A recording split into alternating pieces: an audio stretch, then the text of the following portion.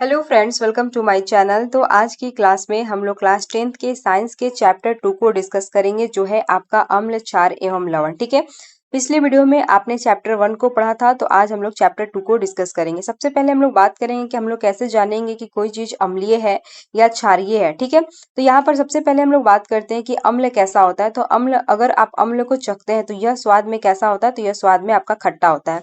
अम्ल स्वाद में खट्टा होता है और जल में यह H+ आयन देता है। इसको याद रखिएगा कि अम्ल जो होता है जल में घुलने पर H+ आयन देता है। अब देखिए, कुछ अम्ल का आप अगर एग्जाम्पल लेना चाहते हैं तो सबसे पहले आप लेंगे यहाँ पर HCl। ये हो गया HCl। दूसरा अगर आप लेंगे सल्फ्यूरिक अम्ल तो इसका सूत्र हो जाएगा H2SO4। ठीक है। तीसरा अगर आप लेंगे नाइट्रिक अम्ल तो इसका सूत्र हो जाएगा HNO3। तो लेकिन आप यहाँ पर देख रहे हैं कि सब में क्या है, H लगा हुआ है, HCl H लगा है, H लगा है। तो ये जो है, ये क्या करते हैं, अम्ल जो क्या करते हैं, जल में घुलकर H+ आयन देते हैं। देखिए HCl क्या है, ये भी अम्ल है, H दिख रहा है। H2SO4 सल्फ्यूरिक अम्ल है, यहाँ भी आपको H दिखेगा। HNO3 जो होता है आपका नाइट्रिक अम्ल है और यहाँ भी आपको यहाँ पर H दिख रहा है। ठीक है। तो अम्ल को याद रखिएगा, जल में घुलने पर H+ आयन देते हैं। अब हम यहाँ पर बात करते हैं क्षार के बारे में। तो देखिए, क्षार के बारे में बात करते हैं तो इसका स्वाद कैसा होता है। तो क्षार जो होता है, ये इसका स्वाद आपका कड़वा होता है। ठीक है। कड़वा होता है। अब ये जल में घुलने पर ये क्या देता है, तो जल में घुलने पर ये OH- आयन देता है। इस चीज को आप याद रखिए कि क्षारक जो होता है ये जल में घुलने पर OH- आयन देता है। जैसे कि आप इसका एग्जाम्पल दे सकते हैं, जैसे कि सोडियम, यहाँ पर देख सकते हैं सोडियम हाइड्रोक्साइड NaOH। तो देखिए यहाँ पर भी आपको OH दिख रहा है। पोटेशियम हाइड्रोक्साइड की बात करें तो KOH होता है। देखिए यहाँ भी आपको OH दिखेगा।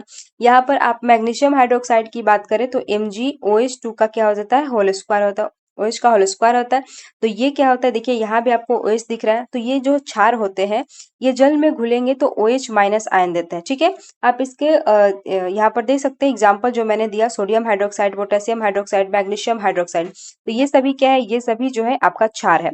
अब हम बात करते हैं यहाँ पर, देखिए लवण की अगर हम बात करते हैं तो आपको बस आपको लगता है कि जो नमक है NaCl है, यही बस एक लवण है। तो ऐसा नहीं है।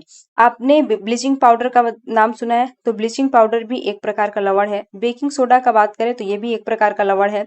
वॉशिंग सोडा की बात करें तो ये भी लवण है। जिप्सम की बात करें तो ये भी लवण है। और प्लास्टर ऑफ पेरिस की बात करें तो ये भी आपका लवण है। तो इन सब के बारे में हमें इस चैप्टर में डिटेल से पढ़ना है। ठीक है। तो चलिए अब हम लोग आगे बढ़ते हैं। देखिए यहाँ पर आपको लिखा हुआ है कि भोजन का खट्टा एवं कड़वा स्वाद जो होता है, ये क्या होता है, अम्ल एवं क्षारक के कारण होता है। ठीक है। यहाँ पर हम बात करते हैं कि अम्ल एवं क्षारक एक दूसरे के प्रभाव को क्या कर देते हैं, समाप्त कर देते हैं और ये न्यूट्रल हो जाते हैं। जब आप किसी एसिड को बेस में मिलाएंगे तो ये क्या करेंगे, एक दूसरे के प्रभाव को न्यूट्रल कर देते हैं। ठीक है, समाप्त कर देते हैं। चलिए आगे देखिए यहाँ पर क्या कर रहा है कि अम्लों का स्वाद कैसा होता है। अम्लों का स्वाद जो होता है खट्टा होता है। ठीक है। और ये नीले लिटमस पत्र को क्या कर देते हैं, लाल कर देते हैं। ये लाइन याद रखिएगा, एग्जाम में पूछता है कि अम्ल नीले लिटमस पत्र को किस रंग में परिवर्तित करते हैं। तो अम्ल जो होता है नीले लिटमस पत्र को ये क्या कर देते हैं, लाल कर देते हैं। ठीक है। अब देखिए, इसे आप इस तरह से भी याद रख सकते हैं, BAL से, जो आपका ये बेस है, जो आपका ये क्या करता है, जो आपका ये अम्ल है, ये ब्लू लिटमस पत्र को अम्ल जो है ये लाल कर देता है। तो आप इससे भी एग्जांपल से याद कर सकते हैं, बाल, बाल से क्या करेंगे, ब्लू लिटमस पत्र को एसिड है जो ये लाल कर देता है। या फिर ऐसे भी याद रख सकते हैं कि जब हम किसी के मुंह पर आप एसिड फेंक देते हैं तो उसका मुंह क्या होता है, जल कर लाल हो जाता है। ठीक है। तो ये क्या होता है, जो अम्ल है वो क्या करेगा, तो वो नीले लिटमस पत्र को क्या कर देता है, लाल कर देता है। ठीक है। वहीं क्षारकों की बात करें तो इसका इसका स्वाद कैसा होता है, तो ये कड़वा होता है। ठीक है। और ये क्या करता है, तो ये लाल लिटमस पत्र को नीला कर देता है। याद रखिएगा, जो बेस होता है ये लाल लिटमस पत्र को क्या कर देता है, नीला कर देता है। तो ये दोनों चीज याद रखिएगा कि अम्ल लिटमस पर कैसा प्रभाव डालता है और क्षार लिटमस पर कैसा प्रभाव देता है। अम्ल का पूछे तो याद रखिएगा, ये नीले लिटमस पत्र को क्या करता है, लाल कर देता है। और जो क्षार होता है वो लाल लिटमस पत्र को नीला कर देता है। ठीक है। अब हम बात करेंगे कि लिटमस होता क्या है। तो देखिए, लिटमस एक प्राकृतिक सूचक होता है और साथ ही साथ आपका हल्दी भी एक प्रकार इसी तरह का सूचक है, यानी कि हल्दी भी आपका प्राकृतिक सूचक है। ठीक है। अम्ल और क्षार की जांच के लिए आप सिंथेटिक सूचक का भी इस्तेमाल करेंगे, जो है आपका एक मिथाइल ऑरेंज और दूसरा है फेनोप्थलीन। इन दोनों का नाम आप याद रख लीजिए, क्योंकि पूछता है कि सिंथेटिक सूचक कौन है। तो आप याद रखिएगा कि सिंथेटिक सूचक जो है मिथाइल ऑरेंज है और दूसरा क्या है, फेनोप्थलीन है। ठीक है। चलिए आगे हम देखते हैं। यहाँ पर देखिए कह रहा है कि लिटमस क्या, देखिए लिटमस का स्वयं का कलर कैसा है ये बताया गया है कि लिटमस विलयन में बैंगनी रंग का रंजक होता है, जो थैलाफाइटा समूह के लाइकेन पौधे से प्राप्त किया जाता है। जो आप लिटमस अभी यूज कर रहे हैं उसका खुद का कलर कैसा होता है, तो उसका खुद का कलर बैगनी यानी कि पर्पल कलर का होता है। और ये प्राप्त कहाँ से होता है, तो ये थैलाफाइटा समूह के लाइकेन पौधे से निकाला जाता है। ठीक है, यहाँ लिखा है कि प्राय इसे सूचक की तरह उपयोग किया जाता है। लिटमस विलयन में ना तो अम्लीय होता है और ना ही क्षारीय होता है, यह बैगनी रंग का होता है, इसीलिए इसका क्या किया जाता है, इस्तेमाल किया जाता है। बहुत सारे प्राकृतिक पदार्थ जैसे कि लाल पत्ता गोभी, जिसे हम क्या कहते हैं, रेड कैबेज कहते हैं। ठीक है, तो लाल पत्ता गोभी हो गया, इसके बाद आपका ये हल्दी हो गया, यहाँ पर हाइड्रेंजिया हो गया, पिटूनिया हो गया, जेरेनियम हो गया। जैसे कई फूलों की रंगीन पंखुड़ियां किसी विलयन में अम्ल या क्षारक की उपस्थिति को सूचित करता है। तो ये सभी क्या है जो आपको यहाँ से दिख रहा है, यहाँ से जो आपको यहाँ तक दिख रहा है, ये सभी क्या है, ये प्राकृतिक सूचक है। और प्राकृतिक सूचक में ये सब आपके ऑप्शन दे सकते हैं कि लाल पत्ता गोभी क्या है, तो ये प्राकृतिक सूचक है, हल्दी भी प्राकृतिक सूचक है, आपका लिटमस प्राकृतिक सूचक है, हाइड्रेंजिया प्राकृतिक है, पिटूनिया है, जेरेनियम है, और कई फूलों की पंखुड़ियां जो आप ये पेटल, गुड़हल का जो पंखुड़िया होता है, पेटल होता है, ये भी क्या है, ये भी अम्ल और क्षारक को बताता है। ठीक है, तो ये सभी क्या है, ये सभी आपके प्राकृतिक सूचक है। इसे अम्ल क्षार सूचक या कभी कभी केवल सूचक कहते हैं। ठीक है, चलिए आगे देखते हैं। यहाँ पर देखिए ये चीजें आप अच्छा यहाँ पर देखिए आप कुछ एग्जाम्पल दी आप नोट कर लीजिएगा, क्योंकि ये यहाँ से पूछता है। हाइड्रोक्लोरिक अम्लों को हम लोग क्या कहते हैं, HCl कहते हैं, फॉर्मूला याद रख लीजिए। सल्फ्यूरिक अम्लों को H2SO4 है इसका फॉर्मूला। नाइट्रिक अम्ल का फॉर्मूला HNO3 है, ये इंपॉर्टेंट है, आगे भी काम आएगा। नाइट्रिक अम्ल का फॉर्मूला HNO3 है। एसिटिक अम्ल का फॉर्मूला CH3COOH है। सोडियम हाइड्रोक्साइड का फॉर्मूला NOH है, और कैल्शियम हाइड्रोक्साइड का फॉर्मूला CaOH है। ठीक है, पोटेशियम हाइड्रोक्साइड को देख सकते हैं KOH है, मैग्नीशियम हाइड्रोक्साइड को MgOH2 का होल स्क्वायर, अमोनियम हाइड्रोक्साइड का NH4OH। देखिए यहाँ पर देखिए H लगा हुआ है, ये अम्ल है, ये भी अम्ल है, सल्फ्यूरिक अम्ल है। नाइट्रिक अम्ल देखिए यहाँ पर भी H लगा हुआ है। एसिटिक अम्ल देखिए ये भी आपका एसिटिक अम्ल, इसका फॉर्मूला CH3COOH होता है। यहाँ पर देखिए सोडियम हाइड्रोक्साइड NaOH, ये क्या है, ये क्षार है। कैल्शियम हाइड्रोक्साइड CaOH का होल ट्वाइस, ये भी क्या है, ये भी एक क्षार है। पोटेशियम हाइड्रोक्साइड भी एक प्रकार का क्षार है, मैग्नीशियम हाइड्रोक्साइड भी क्षार है, और अमोनियम हाइड्रोक्साइड भी क्षार है। ठीक है, चलिए आगे हम लोग देखते हैं। अब देखिए यहाँ पर क्या कह रहा है कि रंग में परिवर्तन के द्वारा हम सूचक रंग में परिवर्तन के द्वारा यह सूचक हमें बताते हैं कि कोई पदार्थ अम्ल या क्षार। कुछ ऐसे पदार्थ होते हैं जिसकी गंध अम्लीय या क्षारीय माध्यम में भिन्न होती है, इन्हें हम गंधीय सूचक कहते हैं। ठीक है, अब देखिए मान लेते हैं हम लोग की तो आंखें हैं, हम लोग देख कर पहचान सकते हैं कि कौन अम्ल है कौन क्षार है। लेकिन जो बच्चे आंख से नहीं देख सकते हैं तो वो इसका इस्तेमाल कर सकते हैं, जो गंधीय सूचक है, ये गंध के द्वारा पहचान लेते हैं कि वो अम्ल है या क्षार है। ठीक है, चलिए इसको आगे देखते हैं। यहाँ पर आपको कुछ एग्जाम्पल दिया गया है, जैसे कि वेनिला हो गया, प्याज हो गया, लौंग का तेल हो गया। ये तीनों एग्जाम्पल आप लोग नोट कर लीजिएगा, क्योंकि ये क्या होता है, ऑल्फैक्टरी सूचक है। जो आपका ये दिख रहा है ऑल्फैक्टरी सूचक है। देखिए वेनिला, प्याज और लौंग की अगर हम बात करें तो देखिए यहाँ पर आपका एसिड हुआ और ये हुआ आपका बेस। ठीक है, तो जो वेनिला, प्याज और लौंग है, एसिड में क्या करते हैं, एसिड में इनके गंध में कोई परिवर्तन नहीं होता है। ठीक है, जैसा ये गमकेगा वैसे ही यहाँ पर गंध देगा। लेकिन जैसे ही ये बेस में आएंगे, जैसे ही मान लेते हैं आपने यहाँ पर प्याज का टेस्ट किया, तो एसिड में प्याज का जो गंध है प्याज की तरह ही रहेगा। लेकिन जैसे ही ये बेस में आएगा, ये कलर सॉरी जो गंधलेस हो जाएगा, इसमें गंध नहीं रहेगा। तो जो ये वेनिला है, प्याज है, लौंग है, ये एसिड में अपना अपना गंध देता है। जैसे ही ये बेस में जाएगा तो इनका गंध जो होता है खत्म हो जाता है। ठीक है, गंध चली जाती है। तो इस तरह से ये आपका ऑल्फैक्टरी सूचक है। तो अभी आपने यहाँ पर क्या देखा, इसको हम लोग देखते हैं। देखिए अभी आपने यहाँ पर क्या देखा कि अभी सूचक कितने प्रकार के होते हैं। आपने इंडिकेटर के बारे में पढ़ा। इंडिकेटर यानी कि सूचक कितने प्रकार के होता है। सूचक आपके 3 प्रकार के होते हैं। 3 प्रकार के कौन कौन, एक आपका नेचुरल सूचक हो जाएगा यानी कि प्राकृतिक सूचक हो गया, एक आपका सिंथेटिक यानी कि केमिकल सूचक हो गया। ठीक है, और एक आपका ओल्फैक्टरी सूचक हो गया, गंधीय सूचक हो गया।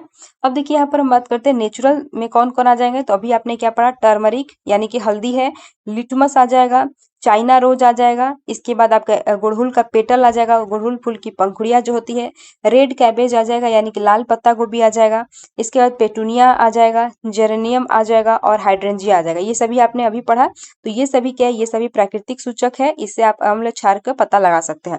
अब कुछ मानव ने बनाया है सिंथेटिक सूचक कौन कौन है। तो अभी आपने क्या पढ़ा, सिंथेटिक सूचक में मिथाइल ऑरेंज आ जाएगा, फेनोफ्थलीन आ जाएगा। ठीक है, ये दो क्या है, ये दो आपके प्राकृतिक सूचक है, नाम आपको याद रखना होगा।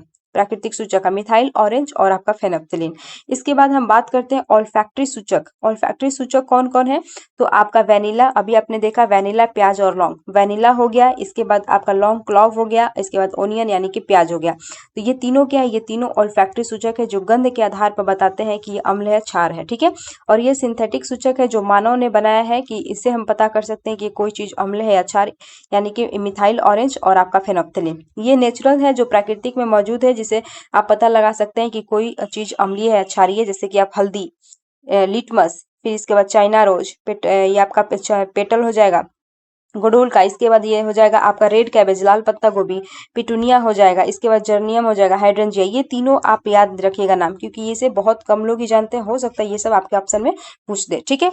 चलिए आगे हम देखिए यहाँ पर बात करेंगे। देखिए नेक्स्ट में क्या है कि जब भी हम किसी अम्ल या क्षार की अभिक्रिया अगर हम किसी धातु के साथ कराते हैं तो क्या होता है। ये आपका एग्जाम में पूछता है कि जब अम्ल और क्षार की अभिक्रिया होता है तो क्या बनता है। तो उस समय याद रखिएगा कि आपका क्या बनेगा, आपका साल्ट यानी कि लवण बनेगा और आपका हाइड्रोजन गैस रिलीज होगा। जब भी किसी अम्ल या क्षार की अभिक्रिया धातु के साथ कराएंगे तो साल्ट यानी कि लवण बनेगा और हाइड्रोजन गैस बनेगा, ठीक है। देखिए यहाँ पर हम मान लेते हैं अम्ल की बात करते हैं और धातु। धातु कौन है? तो धातु आपका सोडियम क्या है? एक प्रकार का धातु है। इसकी अभिक्रिया अगर आप अम्ल के साथ कराते हैं तो हम लोग यहाँ पर HCl एक अम्ल लेते हैं, ठीक है। तो इसके बाद क्या बनेगा? साल्ट बनेगा। तो NaCl क्या होता है? NaCl सोडियम क्लोराइड आपका एक साल्ट हो गया, प्लस क्या होता है आपका यहाँ पर हाइड्रोजन गैस निकला, ठीक है। तो यही कह रहा है कि जब भी किसी धातु की अभिक्रिया किसी अम्ल के साथ कराते हैं तो यहाँ पर आपका क्या बनता है? साल्ट बनता है और हाइड्रोजन गैस निकलता है, ठीक है। नीचे आपको एक फिगर के द्वारा हाइड्रोजन गैस की जांच के बारे में बताया गया, तो चलिए उसको भी देखते हैं। देखिए यहाँ पर आपका फिगर लिया गया है, तो यहाँ पर फिगर के माध्यम से बताया गया कि हम हाइड्रोजन गैस की जांच कैसे करेंगे। तो यहाँ पर देखिए धातु की जगह आपको यहाँ पर धातु में जिंक लिया गया है, ठीक है। और यहाँ पर अम्ल में सल्फ्यूरिक अम्ल लिया गया है। तो जब भी हम किसी धातु की अभिक्रिया सल्फ्यूरिक अम्ल के साथ कराते हैं तो आपको मालूम है कि साल्ट प्लस हाइड्रोजन गैस बनता है। अब इस हाइड्रोजन गैस की यहाँ पर जांच की गई है। तो यहाँ पर एक लिया गया है सल्फ्यूरिक अम्ल और यहाँ पर जिंक के टुकड़े को जब मिलाया जाता है तो यहाँ पर देखिए हाइड्रोजन गैस के बुलबुले निकलते हैं, ठीक है। अब इस हाइड्रोजन गैस को एक नली के द्वारा प्रवाहित किया जाता है साबुन के विलयन में, और यहाँ पर हाइड्रोजन से भरे साबुन के बुलबुले आपको दिख रहे हैं। और यहाँ पर एक मोमबत्ती लाया जाता है, जलती हुई मोमबत्ती। अगर जलती हुई मोमबत्ती आप इस बुलबुले के पास जाते हैं तो यहाँ पर आपको फट फट की ध्वनि के साथ हाइड्रोजन गैस का क्या हो जाएगा? दहन शुरू हो जाएगा। इस फट फट की ध्वनि को हम लोग यहाँ पर क्या कहते हैं? तो पॉप साउंड टेस्ट कहते हैं। फट फट की ध्वनि को हम लोग क्या कहते हैं? पॉप साउंड, ये पॉप साउंड कहते हैं, और इसी को टेस्ट को हम लोग पॉप साउंड टेस्ट कहते हैं। तो आपसे पूछेगा कि हाइड्रोजन गैस की उपस्थिति किस टेस्ट के द्वारा आप कैसे पता करेंगे। तो हाइड्रोजन गैस की उपस्थिति आप इसी पॉप साउंड टेस्ट के द्वारा करेंगे। इसके पास आप जैसे ही जलती हुई मोमबत्ती लाएंगे, ये हाइड्रोजन गैस जो होता है फट फट की ध्वनि के साथ जलना प्रारंभ हो जाएगा। तो इसी को हम लोग क्या कहते हैं? पॉप साउंड टेस्ट कहते हैं। समझ में आया? चलिए आगे हम देखते हैं। देखिए यहाँ पर क्या कह रहा है कि ऊपर ध्यान दीजिए कि ऊपर दी गई अभिक्रियाओं में धातु अम्लों से हाइड्रोजन परमाणुओं का हाइड्रोजन गैस के रूप में विस्थापित करती है। तो यहाँ पर मान लेते हैं, अगर आप एक एग्जांपल लेते हैं, फिर से Na और प्लस क्या होता है? HCl, ठीक है। और यहाँ पर क्या बनाता है? ये NaCl बनाता है, NaCl, और यहाँ पर आपका हाइड्रोजन गैस रिलीज होता है। तो यहाँ पर कह रहा है कि जो धातु है, धातु कौन है? तो धातु आपका सोडियम धातु है, अम्लों से हाइड्रोजन परमाणु का हाइड्रोजन गैस के रूप में विस्थापित करिए। ये रहा आपका अम्ल। अम्ल से हाइड्रोजन परमाणु को हाइड्रोजन गैस के रूप में ये क्या कर दे रहा है? विस्थापित कर दे रहा है, और एक यौगिक बनाता है जिससे हम लवण कहते हैं। और यहाँ पर एक यौगिक बना रहा है NaCl जिसे हम लवण कहते हैं, ठीक है। तो यहाँ पर कह रहा है कि अम्ल के साथ धातु की अभिक्रिया कैसे होगी। तो वही पूछेगा कि अम्ल के साथ धातु की अभिक्रिया कराने पर ये लवण तथा हाइड्रोजन गैस बनते हैं। और हाइड्रोजन गैस की हम जांच कैसे करते हैं? तो हाइड्रोजन गैस की जांच हम लोग यहाँ पर पॉप साउंड टेस्ट के द्वारा करते हैं। याद रखिएगा, हाइड्रोजन गैस की जांच POP पॉप साउंड टेस्ट के द्वारा करते हैं, ठीक है। तो आप समझ गए कि अम्ल और धातु की अभिक्रिया कराई जाती है तो लवण प्लस हाइड्रोजन गैस बनता है। अब देखिए नीचे यहाँ पर क्या कह रहा है। अब देखिए यहाँ पर क्षार की अभिक्रिया कह रहा है, ठीक है। अगर आप क्षार की अभिक्रिया भी किसी धातु के साथ करते हैं, ऊपर आपने अम्ल की अभिक्रिया किया धातु के साथ, ठीक है। अब हम क्षार की अभिक्रिया धातु के साथ कराते हैं तो यहाँ पर फिर से आपका लवण प्लस हाइड्रोजन गैस बनेगा, ठीक है। लवण आपका याद रखिएगा, ये जो सोडियम जिंकेट है ये भी एक प्रकार का लवण है, समझ गए। तो ये आपका सोडियम जिंकेट एक लवण है, और यहाँ पर क्या होता है? हाइड्रोजन गैस बनता है। तो अगर आपने क्या सीखा कि हम किसी भी धातु यहाँ पर देखिए किसी भी धातु की अभिक्रिया हम अम्ल या क्षार के साथ कराते हैं, अम्ल या हम लोग यहाँ पर कह रहे हैं कि क्षार के साथ कराएंगे तो याद रखिएगा ये क्या बनेगा, ये साल्ट प्लस हाइड्रोजन गैस बनाता है और हाइड्रोजन गैस की जांच हम लोग पॉप साउंड टेस्ट के द्वारा करते हैं। ठीक है, तो ये चीज आप समझ गए। अब देखिए नीचे यहाँ पर क्या लिखा हुआ है कि ठीक है, यहाँ पर कह रहा है कि धातु कार्बेट, अब यहाँ पर बता रहा है कि धातु कार्बेट तथा धातु हाइड्रोजन कार्बेट की अभिक्रिया जब अम्ल के साथ कराई जाती है तो क्या होता है। ठीक है, तो यहाँ पर आप एक चीज नोट कर लीजिए कि धातु कार्बेट और धातु हाइड्रोजन कार्बेट कभी भी क्षार के साथ अभिक्रिया नहीं करते हैं, ये सिर्फ और सिर्फ अम्ल के साथ अभिक्रिया करते हैं। और ये अम्ल के साथ अभिक्रिया करके क्या क्या बनाते हैं तो इसको भी हम लोग यहाँ पर देखेंगे। देखिए इसे मैं यहीं पर नोट करा देती हूँ कि जब भी धातु कार्बेट या धातु हाइड्रोजन कार्बेट अम्ल के साथ अभिक्रिया कराते हैं, अम्ल के साथ अभिक्रिया करते हैं तो उस स्थिति में क्या बनता है, उस स्थिति में आपका फिर से यहाँ पर साल्ट बनेगा। इसके बाद आपका हाइड्रोजन यहाँ पर हाइड्रोजन गैस न बनकर यहाँ पर जल बनता है H2O और यहाँ पर क्या होता है, कार्बन डाइऑक्साइड गैस रिलीज होती है। ठीक है, और जहां भी आपको कार्बन डाइऑक्साइड यहाँ पर गैस दिख जाए तो याद रखिएगा ये क्या होता है, ये CO2 आपका चूने का पानी जो होता है उसको दूधिया कलर बताता है। ठीक है, इसे हम लोग क्या कहते हैं, लाइम वाटर टेस्ट कहते हैं। लाइम वाटर, चूने का पानी का टेस्ट हुआ, लाइम वाटर टेस्ट कहते हैं। याद रखिए इसे हम लोग lime LIME lime water test कहते हैं। तो ये आपसे दो तरह के क्वेश्चन पूछेगा कि हम धातु की अभिक्रिया अम्ल या क्षार के साथ कराते हैं तो क्या होगा, और वही कहेगा कि हम धातु कार्बोनेट या धातु हाइड्रोजन कार्बोनेट की अभिक्रिया अम्ल के साथ करते हैं तो क्या होगा। तो याद रखिएगा धातु कार्बोनेट और धातु हाइड्रोजन कार्बोनेट की अभिक्रिया यदि आप अम्ल के साथ कराते हैं तो उस स्थिति में साल्ट बनेगा, यहाँ पर पानी बनेगा H2O और कार्बन डाइऑक्साइड गैस रिलीज होगा। जहां भी आपका कार्बन डाइऑक्साइड गैस होगा वहां पर आप याद रखिएगा कि उसका चूने का पानी दूधिया कलर का हो जाएगा और उसी टेस्ट को हम लोग क्या कहते हैं, लाइम वाटर टेस्ट कहते हैं। ठीक है, चलिए आगे देखते हैं यहाँ पर क्या कह रहा है। देखिए यहाँ पर आपको ये समझाया गया है कि यहाँ पर क्या कर रहा है, सोडियम कार्बोनेट यानी कि धातु कार्बोनेट है। धातु कार्बोनेट, धातु में हमने क्या लिया, सोडियम लिया, तो सोडियम कार्बोनेट की अभिक्रिया जब हम किसी अम्ल के साथ कराते हैं, क्योंकि ये तो क्षार के साथ अभिक्रिया करेगा नहीं, तो हम अम्ल के साथ अभिक्रिया कराते हैं तो ये लवण बनाता है। NaCl क्या है, NaCl लवण है, लवण बनाता है, जल बनाता है H2O और यहाँ पर कार्बन डाइऑक्साइड गैस रिलीज होगा। ठीक है, इसके बाद कह रहा है कि जब हम किसी धातु हाइड्रोजन कार्बोनेट, धातु हाइड्रोजन कार्बोनेट में आपने धातु क्या लिया, सोडियम, तो ये है सोडियम हाइड्रोजन कार्बोनेट। ठीक है, सोडियम हाइड्रोजन कार्बोनेट की अभिक्रिया जब फिर से आप किसी अम्ल के साथ कराते हैं तो इस अवस्था में फिर से आपका लवण बनता है,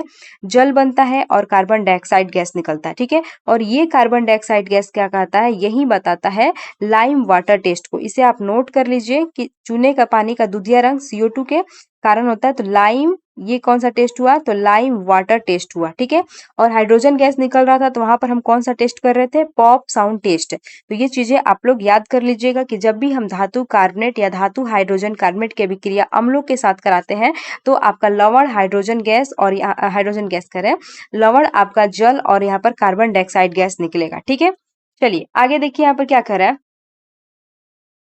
यहाँ पर देखिए ये जो आपका कार्बन डाइऑक्साइड गैस निकल रहा है, ठीक है, इस कार्बन डाइऑक्साइड गैस को फिर से देखिए यहाँ पर कह रहा है, मैं इसको तीर का चिन्ह दे रही हूँ, जो यहाँ पर हाइड्रो कार्बन डाइऑक्साइड गैस निकला है, देखिए इस कार्बन डाइऑक्साइड को फिर से यहाँ पर क्या कर रहा है कि उत्पादित कार्बन डाइऑक्साइड गैस को चूने के पानी से प्रवाहित किया जाता है। ठीक है, चूने का पानी का सूत्र क्या होता है, यहाँ पर याद रखिए कैल्शियम हाइड्रोक्साइड होता है। चूने का पानी का सूत्र का नाम क्या है, कैल्शियम हाइड्रोक्साइड, जिसे हम क्या कहते हैं, बुझा हुआ चूना। आपने पहला चैप्टर में क्या पढ़ा था कि देखिए calcium oxide CaO, calcium oxide को हम लोग क्या कहते हैं, बिना बुझा हुआ चूना, क्योंकि यहाँ पर क्या है, O लगा हुआ है। मैंने आपको कैसे बताया था कि यहाँ पर O लगा हुआ है यानी कि ऑक्सीजन है, तो ऑक्सीजन है तो वो बुझेगा नहीं, तो इसे हम कैल्शियम ऑक्साइड को क्या कहते हैं, बिना बुझा हुआ चूना।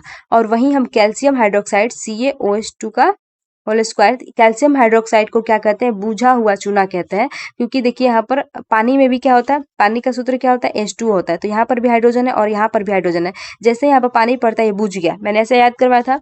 तो कैल्शियम हाइड्रोक्साइड क्या होता है, इसे हम लोग बुझा हुआ चूना कहेंगे या फिर इसे हम लोग चूने का पानी कहते हैं। ठीक है, ये चीज आपने पहला चैप्टर में पढ़ा था, मैंने आपको पहला चैप्टर में पढ़ाया था ये कि जो आपका कैल्शियम हाइड्रोक्साइड है जिसे हम क्या कहते हैं, बुझा हुआ चूना यानी कि चूने का पानी है, इसे क्या करेंगे, इसे अगर आप दीवार पर सफेदी करते हैं, दीवार पर पोचारा करते हैं, तो दीवार पर पोचारा करते हैं तो आप देखते हैं कि कुछ दिन बाद उसमें से लाइट आता है।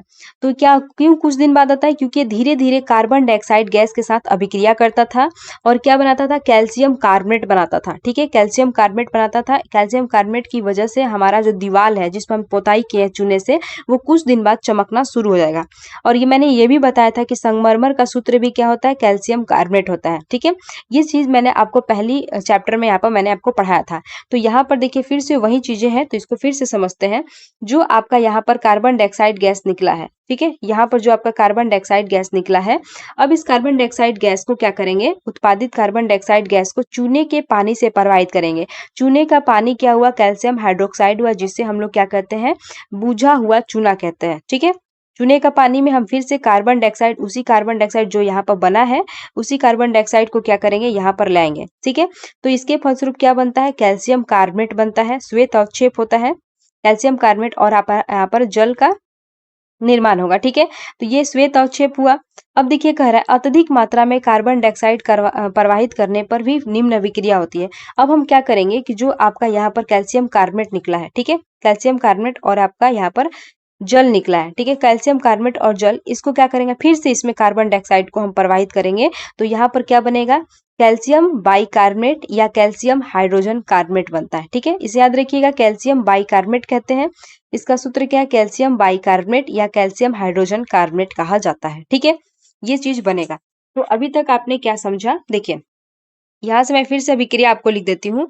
जब भी हम देखिए, जब भी हम क्या करेंगे, धातु कार्बोनेट, धातु में आप लेते हैं सोडियम, जब भी आप धातु कार्बोनेट, सोडियम कार्बोनेट की अभिक्रिया आप यहाँ पर क्या करते हैं, किसी भी अम्ल के साथ कराते हैं, तो उस स्थिति में क्या बनता है, तो उस स्थिति में आपका लवण बनता है NaCl, फिर आपका यहाँ पर क्या बनेगा, जल बनेगा, H2O बनेगा, और यहाँ पर आपका कार्बन डाइऑक्साइड निकलेगा। ठीक है, अब इस कार्बन डाइऑक्साइड को हम क्या करते हैं, इस कार्बन डाइऑक्साइड को चूने के पानी में हम प्रवाहित करते हैं। चूने का पानी का सूत्र क्या होता है, कैल्शियम हाइड्रोक्साइड यानी कि CaOH2 का होल स्क्वायर। चूने के पानी में इसी कार्बन डाइऑक्साइड को यहाँ पर हम क्या करेंगे, लाएंगे। इसके फलस्वरूप क्या बनेगा, कैल्शियम कार्बोनेट और फिर जल का निर्माण होगा। लेकिन हमें क्या करना है, फिर से ये जो बना हुआ है, फिर से इसमें हम यही कार्बन डाइऑक्साइड को डालेंगे। तो फिर से हम कैल्शियम कार्बोनेट और प्लस हाइड्रोजन, ये आपका जल है, इसमें क्या करेंगे, कार्बन डाइऑक्साइड को फिर से डालेंगे। तो ये फिर से क्या बनाएगा, कैल्शियम यहाँ पर बनेगा हाइड्रोजन कार्बोनेट, या इसी को हम कहते हैं कैल्शियम बाइकार्बोनेट। ठीक है, ये चीज बन गया। अब देखिए यहाँ पर क्या होता है, चूना पत्थर यानी कि जो लाइम स्टोन है, या फिर खड़िया जो चौक है या संगमरमर, यह किसके बने होते हैं, कैल्शियम कार्बोनेट के विविध रूप है। कैल्शियम कार्बोनेट कौन हुआ, CaCO3, इसके क्या है, विविध रूप है। पहली कक्षा में आपने क्या पढ़ा था कि संगमरमर का सूत्र क्या होता है, कैल्शियम कार्बोनेट CaCO3 होता है। कुछ याद आया, पहली चैप्टर में आपने यही पढ़ा था कि संगमरमर का सूत्र क्या होता है, CaCO3। तो ये जो आपका कैल्शियम कार्बोनेट है, इसी का विविध रूप क्या है, चूना पत्थर है, चौक है और संगमरमर है। ठीक है, तो इसे आप लोग याद रखिएगा। यहाँ देखिए कह रहा है कि सभी धातु कार्बोनेट या सभी धातु हाइड्रोजन कार्बोनेट अम्ल के साथ अभिक्रिया करके संगत लवण, कार्बन डाइऑक्साइड और जल बनाते हैं। जो मैंने आपको बताया कि धातु कार्बोनेट में आप यहाँ पर सोडियम ले सकते हैं, सोडियम धातु कार्बोनेट हुआ, इसकी अभिक्रिया अगर आप अम्ल के साथ कराते हैं, HCl मैंने यहाँ पर ले लिया, अम्ल के साथ कराते हैं, तो ये क्या क्या बनाता है, ये लवण बनाता है NaCl, या फिर आपका यहाँ पर जल बनाएगा H2O, और कार्बन डाइऑक्साइड बनाएगा। और यही कार्बन डाइऑक्साइड से आप जांच कर सकते हैं कि यहाँ पर चूने का पानी क्या हो जाएगा, दूधिया हो जाएगा। ठीक है, चूने का पानी का कलर दूधिया किसकी वजह से होता है, तो इसी कार्बन डाइऑक्साइड की वजह से होता है, जो यहाँ पर आपने लिया है, जो यहाँ पर कार्बन डाइऑक्साइड आपका बना है। तो याद रखिएगा, लाइम वाटर टेस्ट कब किया जाता है, यहाँ पर कार्बन डाइऑक्साइड की जांच करने के लिए होता है। चूने के पानी का दूधिया कलर हो जाएगा तो लाइम वाटर टेस्ट होगा, और हाइड्रोजन रहेगा तो वहां पर पॉप साउंड टेस्ट होगा। ठीक है, चलिए आगे देखिए, यहाँ पर क्या कह रहा है, यह कह रहा है कि अम्ल और क्षार परस्पर कैसे अभिक्रिया करते हैं। जब हम अम्ल और क्षार की अभिक्रिया कराएंगे तो ये तो एक दूसरे को क्या कर लेते हैं, न्यूट्रल कर लेते हैं। तो उस स्थिति में क्या होगा कि जब भी हम एसिड और क्या होता है, एसिड और बेस की अभिक्रिया कराएंगे, तो इस स्थिति में यहाँ पर सिर्फ और सिर्फ आपका साल्ट बनेगा। और देखिए साल्ट बनेगा और यहाँ पर आपका जल का निर्माण होगा। ये चीजें आप नोट कर लीजिए, ठीक है। जब भी हम किसी अम्ल या क्षार की अभिक्रिया एक दूसरे के साथ कराते हैं, अम्ल और क्षार की अभिक्रिया, तो उस स्थिति में साल्ट प्लस H2O गैस बनेगा, यानी कि ये एक दूसरे को क्या कर लेता है, न्यूट्रल कर लेता है, ठीक है। यहाँ तक आप समझ गए। चलिए आगे अब देखते हैं। नीचे देखिए यहाँ पर आपको लिखा हुआ है कि अम्ल द्वारा क्षारक के प्रक्षेपित प्रभाव तथा क्षारक द्वारा अम्ल का प्रभाव समाप्त हो जाता है। जब भी आप अम्ल और क्षारक की अभिक्रिया कराएंगे, वो एक दूसरे के प्रभाव को क्या कर देते हैं, समाप्त कर देते हैं। तो इस अभिक्रिया को हम कैसे लिखेंगे, देखिए यहाँ पर क्षार लिया गया है, सोडियम हाइड्रोक्साइड एक क्षार है और यहाँ पर HCl क्या है, ये अम्ल है। अब हम इन दोनों की अभिक्रिया कराते हैं तो यहाँ पर NaCl और यहाँ पर पानी का निर्माण करता है, यानी कि यह एक दूसरे को क्या कर लेता है, उदासीन कर लेता है, ठीक है।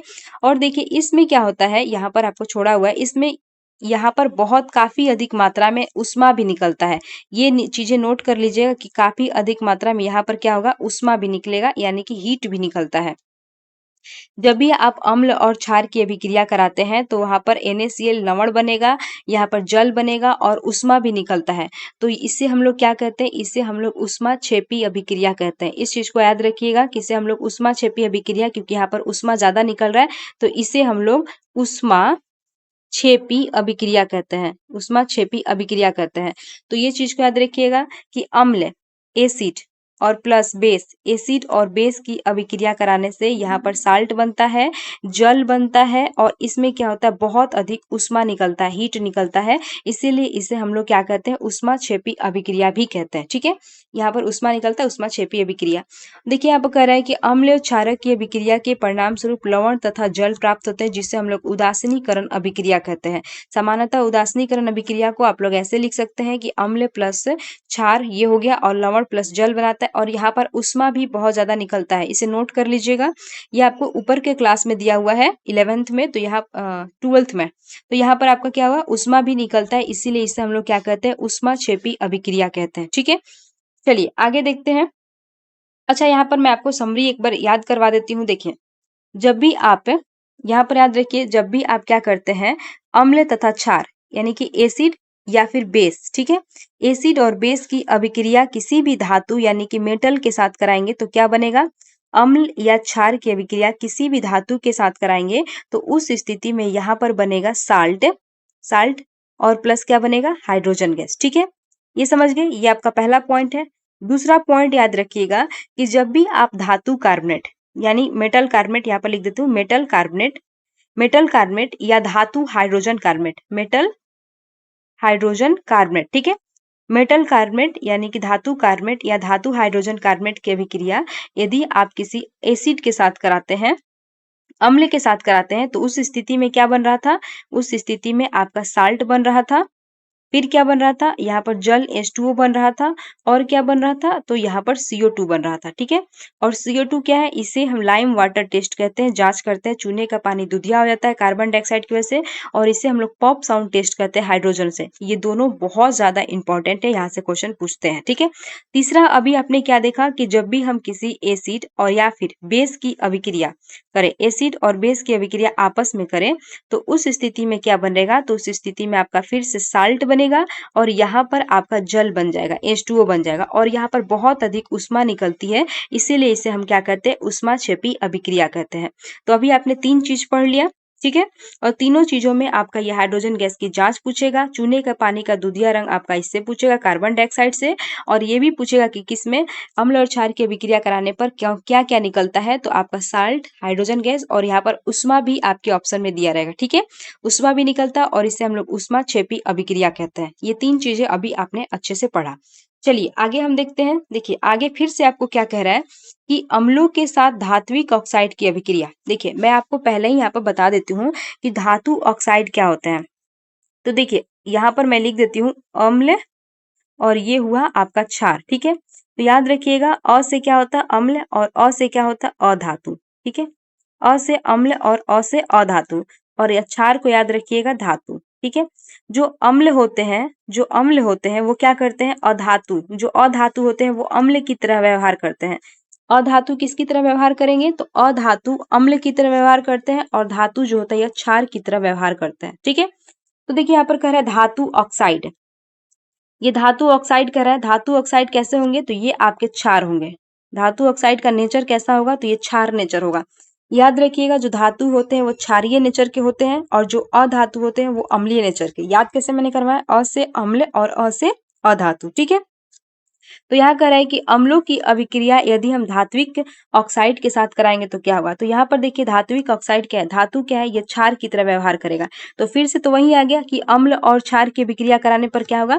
तो यहाँ पर आप याद कर लीजिएगा कि अम्ल और ये धातु ऑक्साइड जिसका नेचर कैसा होता है, क्षारीय। तो ये भाई यहाँ पर अम्ल और क्षार की अभिक्रिया फिर से करा रहे हैं, तो यहाँ पर क्या बनेगा, साल्ट यानी कि लवण बनेगा और फिर से यहाँ पर क्या होगा, जल होगा, ठीक है। फिर से जल बनेगा। तो अब देखिए यहाँ पर मैंने आपको समझा दिया। अ से अधातु, अ से अम्ल। अधातु का नेचर कैसा होता है, अम्लीय होता है और धातु का नेचर क्षारीय होता है। और यहाँ कह रहा है कि अम्लों के साथ धात्विक ऑक्साइड की अभिक्रिया, धातु ऑक्साइड नेचर में कैसा होता है, क्षारीय होता है। चलिए अब हम इसकी अभिक्रिया को देखते हैं। तो देखिए यहाँ पर कह रहा है कि कॉपर ऑक्साइड और हाइड्रोक्लोरिक अम्ल। कॉपर ऑक्साइड क्या है, तो कॉपर ऑक्साइड यहाँ पर धातु ऑक्साइड है। कॉपर क्या है, कॉपर एक धातु है, ऑक्साइड यहाँ पर लगा हुआ है, तो कॉपर ऑक्साइड एक धात्विक ऑक्साइड है और इसकी अभिक्रिया हाइड्रोक्लोरिक यानी कि यहाँ पर अम्लों के साथ कराई जाती है। तो देखिए क्या होता है, देखिए यहाँ पर आपको क्या लिखा हुआ है, आप देखेंगे कि विलयन का रंग नील हरित हो जाएगा, कॉपर ऑक्साइड घुल जाता है। विलयन का नील हरित रंग अभिक्रिया में कॉपर क्लोराइड के बनने के कारण होता है। धातु ऑक्साइड एवं अम्ल के बीच होने वाली सामान्य अभिक्रिया इस प्रकार लिख सकते हैं। जो धातु ऑक्साइड होता है उसका नेचर कैसा होता है, बेसिक यानी कि क्षारीय नेचर का होता है और इसकी अभिक्रिया यदि आप अम्ल से कराते हैं तो देखिए फिर से आपका यहाँ पर क्या बना, लवण और जल बना है, ठीक है। अब देखिए यहाँ पर क्या लिया था, इसको भी देख लेते हैं। कॉपर ऑक्साइड लिया है और आपका हाइड्रोक्लोरिक अम्ल लिया है। तो देखिए इसको हम लोग करते हैं कॉपर ऑक्साइड Cu और यहाँ पर हो जाएगा कॉपर ऑक्साइड O, ठीक है। कॉपर ऑक्साइड हो गया और क्या था, अम्ल था HCl, हाइड्रोक्लोरिक अम्ल। इसकी अभिक्रिया करिएगा तो यहाँ पर क्या बनेगा, CuCl बनेगा, CuCl प्लस यहाँ पर बनेगा H2O, ठीक है। अब याद रखिएगा Cu यहाँ पर Cl हो जाएगा, ठीक है। CuCl बन गया। अब देखिए ये जो कॉपर क्लोराइड है, ये जो कॉपर क्लोराइड है ये क्या है, ये आपका लवण है, जो ये आपका लवण है और यहाँ पर जल का यहाँ पर जल बन गया। तो वही कह रहा है कि विलयन का रंग नील हरित हो जाएगा एवं कॉपर क्लोराइड घुल जाता है। जो ये कॉपर क्लोराइड है ये क्या है, ये घुल जाएगा। विलयन का रंग नील हरित रंग कॉपर नील, यहाँ पर देखिए विलयन का नील हरित रंग अभिक्रिया में कॉपर क्लोराइड के बनने के कारण होता है, ठीक है। ये विलयन का नील हरित रंग क्यों होता है, तो इसी कॉपर क्लोराइड के बनने के कारण होता है। यहाँ तक आप समझ गए। तो याद रखिएगा जब भी आप धातु ऑक्साइड समझेंगे, धातु ऑक्साइड जब भी आप समझेंगे तो याद रखिएगा धातु क्या है, यह बेसिक यानी क्षारीय नेचर का होता है और क्षार की अभिक्रिया जब फिर से आप अम्ल के साथ कराएंगे तो यहाँ पर लवण प्लस जल बनेगा, ठीक है। चलिए देखिए आगे यहाँ पर क्या कह रहा है कि क्षारक एवं अम्ल की अभिक्रिया के समान ही धात्विक ऑक्साइड अम्ल के साथ अभिक्रिया करके लवण तथा जल प्रदान करते हैं। यह कह रहा है कि क्षार, ये जो है क्षार और अम्ल की जब आप अभिक्रिया कराए हैं तो उस स्थिति में भी क्या बन रहा था, लवण तथा जल बन रहा था। और यहाँ कह रहा है कि धातु ऑक्साइड की अभिक्रिया जब अम्ल के साथ, धातु ऑक्साइड अम्ल के साथ कराई जाती है तो इसमें भी क्या बनाता है, लवण तथा जल बनाता है। तो अतः धात्विक ऑक्साइड कैसा हुआ, क्षारकीय ऑक्साइड कहते हैं क्योंकि ये क्या होता है, क्षारकीय यानी कि क्षार नेचर का है, ठीक है। धातु ऑक्साइड का नेचर कैसा होता है, बेसिक। इस चीज को आप नोट कर लीजिए कि जो धातु ऑक्साइड होता है वो बेसिक नेचर का होता है और जब भी हम धातु ऑक्साइड की अभिक्रिया अम्ल के साथ कराएंगे तो ये लवण तथा जल देगा, ठीक है। यानी कि क्षार और यहाँ पर अम्ल की अभिक्रिया कराएंगे तो क्या हो जाएगा, फिर से लवण तथा जल देगा, वही हुआ। अब देखिए रहा है कि क्षारक के साथ अधात्विक ऑक्साइड की अभिक्रिया। देखिए अधात्विक ऑक्साइड का नेचर कैसा होता है, अम्लीय होता है। और अभी तक आपने क्या पढ़ा कि धात्विक ऑक्साइड का नेचर कैसा होता है, तो क्षारीय यानी कि बेसिक नेचर का होता है। मैंने आपको कैसे याद रखा है कि जो धातु होते हैं, याद रखिएगा जो धातु होते हैं वो कैसा उनका नेचर होता है, तो वो क्षार की तरह व्यवहार करते हैं। और जो आपका अधातु होता है, जो आपका अधातु होता है वो अम्ल की तरह व्यवहार करता है, ठीक है। तो यहाँ पर याद रखिएगा अ से अधातु और अ से अम्ल, बस इतना याद रखिएगा कि अधातु अम्ल की तरह व्यवहार करते हैं तो आपको खुद ही याद हो जाएगा कि जो धातु होते हैं वो क्षार की तरह व्यवहार करते हैं। जैसे आपने यहाँ पढ़ा कि धातु ऑक्साइड, अब धातु जो होता है कैसा होता है, तो ये आपका क्षारीय नेचर का होता है, तो ये क्या होता है, ये आपका बेसिक हो जाएगा। वहीं अधातु क्या होता है, अ से अधातु, अ से अम्ल है, तो अधातु कैसा व्यवहार करेगा, तो वो आपका एसिड जैसा व्यवहार कर देगा, अम्ल जैसा व्यवहार करेगा, ठीक है। तो यही कह रहा है कि क्षार के साथ अधातु ऑक्साइड की अभिक्रिया कराइए, तो क्षार क्या है, खुद एक प्रकार का, क्षार को हम लोग क्या कहते हैं, बेस कहते हैं, खुद ही एक बेस हुआ, और अधात्विक जो होता है ये एसिड हुआ, फिर से आप यहाँ पर एसिड लेंगे, तो इन दोनों की अभिक्रिया फिर से जब आप कराएंगे तो ये क्या बनेगा, फिर से आपका साल्ट बनाएगा यानी लवण बनाएगा, और यहाँ पर जल H2O क्या होता है, ये जल बनाएगा, ठीक है। तो आपको बस याद रखना होगा धातु ऑक्साइड की अभिक्रिया जब आप अम्ल से कराएंगे तो ये भी लवण तथा जल बनाएगा, और आप क्षार की अभिक्रिया भी अधातु ऑक्साइड के साथ कराएंगे तो ये भी आपका लवण तथा जल बनाएगा, ठीक है। क्योंकि इन दोनों की प्रवृत्ति क्या होती है, अलग होती है, धातु ऑक्साइड बेसिक नेचर और अधातु ऑक्साइड जो होता है एसिडिक नेचर, ठीक है।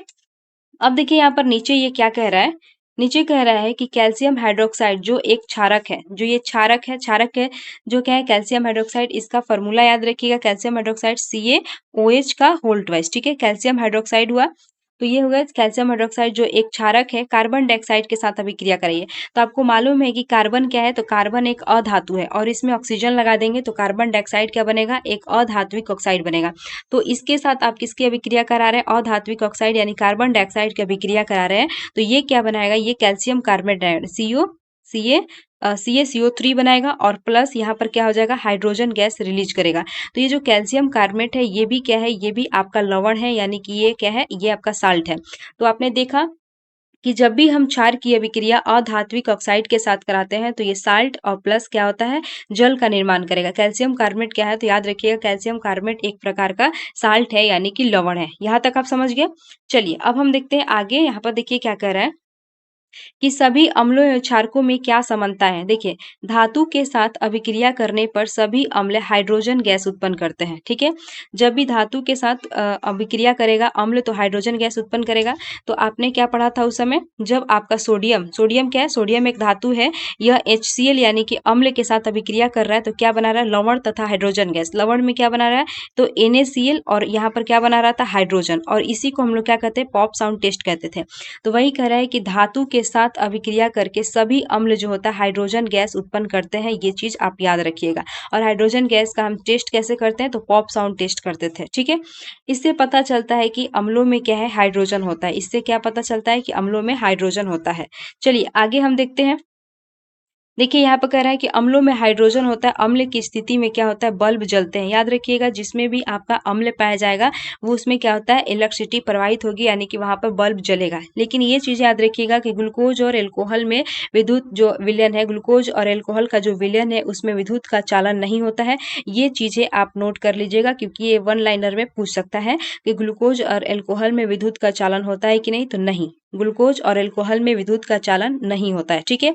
अम्लीय विलयन में विद्युत धारा के प्रवाह अम्ल की उपस्थिति इन्हीं आयनों द्वारा होता है। याद रखिएगा अम्लीय विलयन में क्या होगा, अम्लीय विलयन में विद्युत धारा का प्रवाह होता है, ठीक है। अब देखिए यहाँ पर कह रहा है कि अम्लों में धनायन H+ तथा ऋणायन HCl में Cl- होता है। मान लेते हैं ये HCl है, ठीक है, तो HCl में H पर क्या होगा, प्लस होगा, और Cl पर माइनस होगा। उसी तरह से कह रहा है कि जो आपका नाइट्रिक अम्ल है, नाइट्रिक अम्ल का फॉर्मूला क्या होता है, HNO3 होता है। तो नाइट्रिक अम्ल में NO3 क्या है, NO3 आपका ये यहाँ पर क्या है, ऋणात्मक है, और H क्या है, H पर आपका धनात्मक चार्ज है, ठीक है। यहाँ पर देखिए एसिटिक एसिड है CH3COOH में CH3COO क्या है, ये ऋणायन है, और यहाँ पर जो आपको H दिख रहा है ये आपका H+ आयन है, धनायन है, यानी कि ये अम्ल है, ठीक है। यहाँ देखिए H2SO4 में कह रहा है SO4 2- ये क्या है, ऋणायन हो गया, और फिर यहाँ पर H के ऊपर प्लस आ गया, H+ क्या है, ये धनायन हो गया, ठीक है। जैसे कि HCl में बता रहा है कि H क्या है, धनायन है, और Cl क्या है, ऋणायन है। उसी प्रकार नाइट्रिक एसिड में दर्शा रहा है कि H जो आपका धनायन है और NO3 क्या है, ऋणायन है। एसिटिक अम्ल में दर्शा रहा है कि CH3COO ये क्या है, ऋणायन है, और यहाँ पर H जो है ये धनायन है, ठीक है। H2SO4 सल्फ्यूरिक अम्ल दर्शा रहा है कि SO4 क्या है, जो SO4 है ये क्या है, ये आपका ऋणायन है, और ये H क्या है, ये धनायन है। तो अभी समझ गए। तो यहाँ कह रहा है कि चूंकि अम्ल में उपस्थित धनायन H+ है, ठीक है, अम्ल में उपस्थित धनायन क्या है, H+ है, इससे ज्ञात होता है कि अम्लीय विलयन में हाइड्रोजन आयन उत्पन्न होता है, ठीक है, तथा इसी कारण इसका गुणधर्म क्या होता है, अम्लीय होता है। तो आपको मैंने क्या बताया कि जो अम्ल होता है वो जल में जब भी घुलेगा तो H+ आयन देता है, ठीक है। H प्लस आयन यहाँ है, ये भी अम्ल है। H प्लस आयन यहाँ है, ये भी अम्ल है।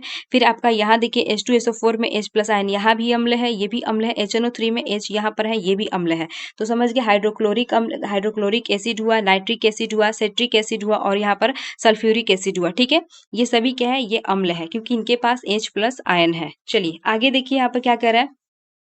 यहाँ देखिए कह रहा है कि जलीय विलयन में अम्ल या क्षारक का क्या होता है, इसको हम लोग जानेंगे। जलीय विलयन में अम्ल और क्षारक का क्या होता है, देखिए यहाँ कह रहा है कि जल की उपस्थिति में HCl में हाइड्रोजन आयन उत्पन्न होता है। आपको भी मालूम है कि जल की उपस्थिति में, ये चीज याद रखिएगा कि हाइड्रोजन आयन कब उत्पन्न होंगे, तो जल की उपस्थिति में HCl में हाइड्रोजन आयन उत्पन्न होता है। और जल की अनुपस्थिति रहेगा तो HCl में हाइड्रोजन आयन पृथक नहीं रहते हैं। तो आपको याद रखना पड़ेगा कि HCl से H प्लस आयन कब पृथक होंगे, तो जल की उपस्थिति में होगा। ठीक है, यहाँ देखिए कह रहा है कि हाइड्रोजन स्वतंत्र रूप में नहीं रख सकता है, नहीं रह सकता है। जो आपका HCl है, HCl है और यहाँ पर क्या होता है, H2O है।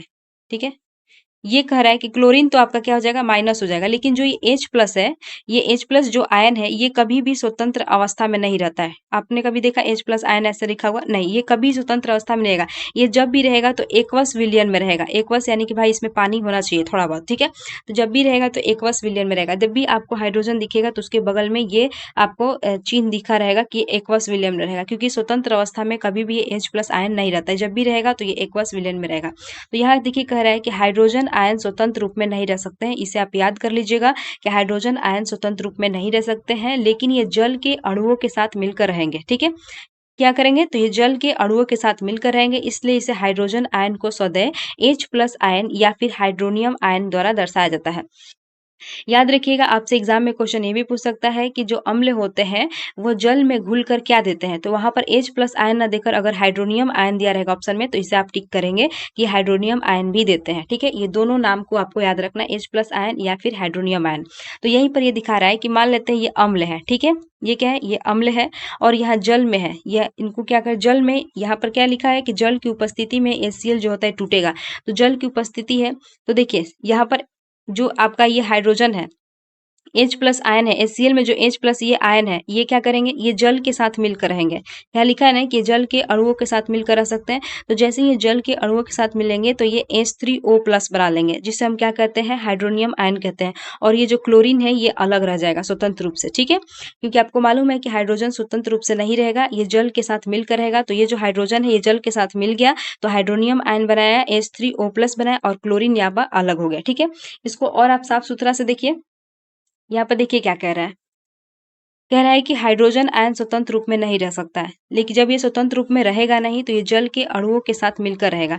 तो देखिए हाइड्रोक्लोरिक, यहाँ पर हाइड्रोक्लोरिक एसिड में H प्लस क्या है, ये आयन है और Cl क्या है, ये आपका ऋणात्मक है।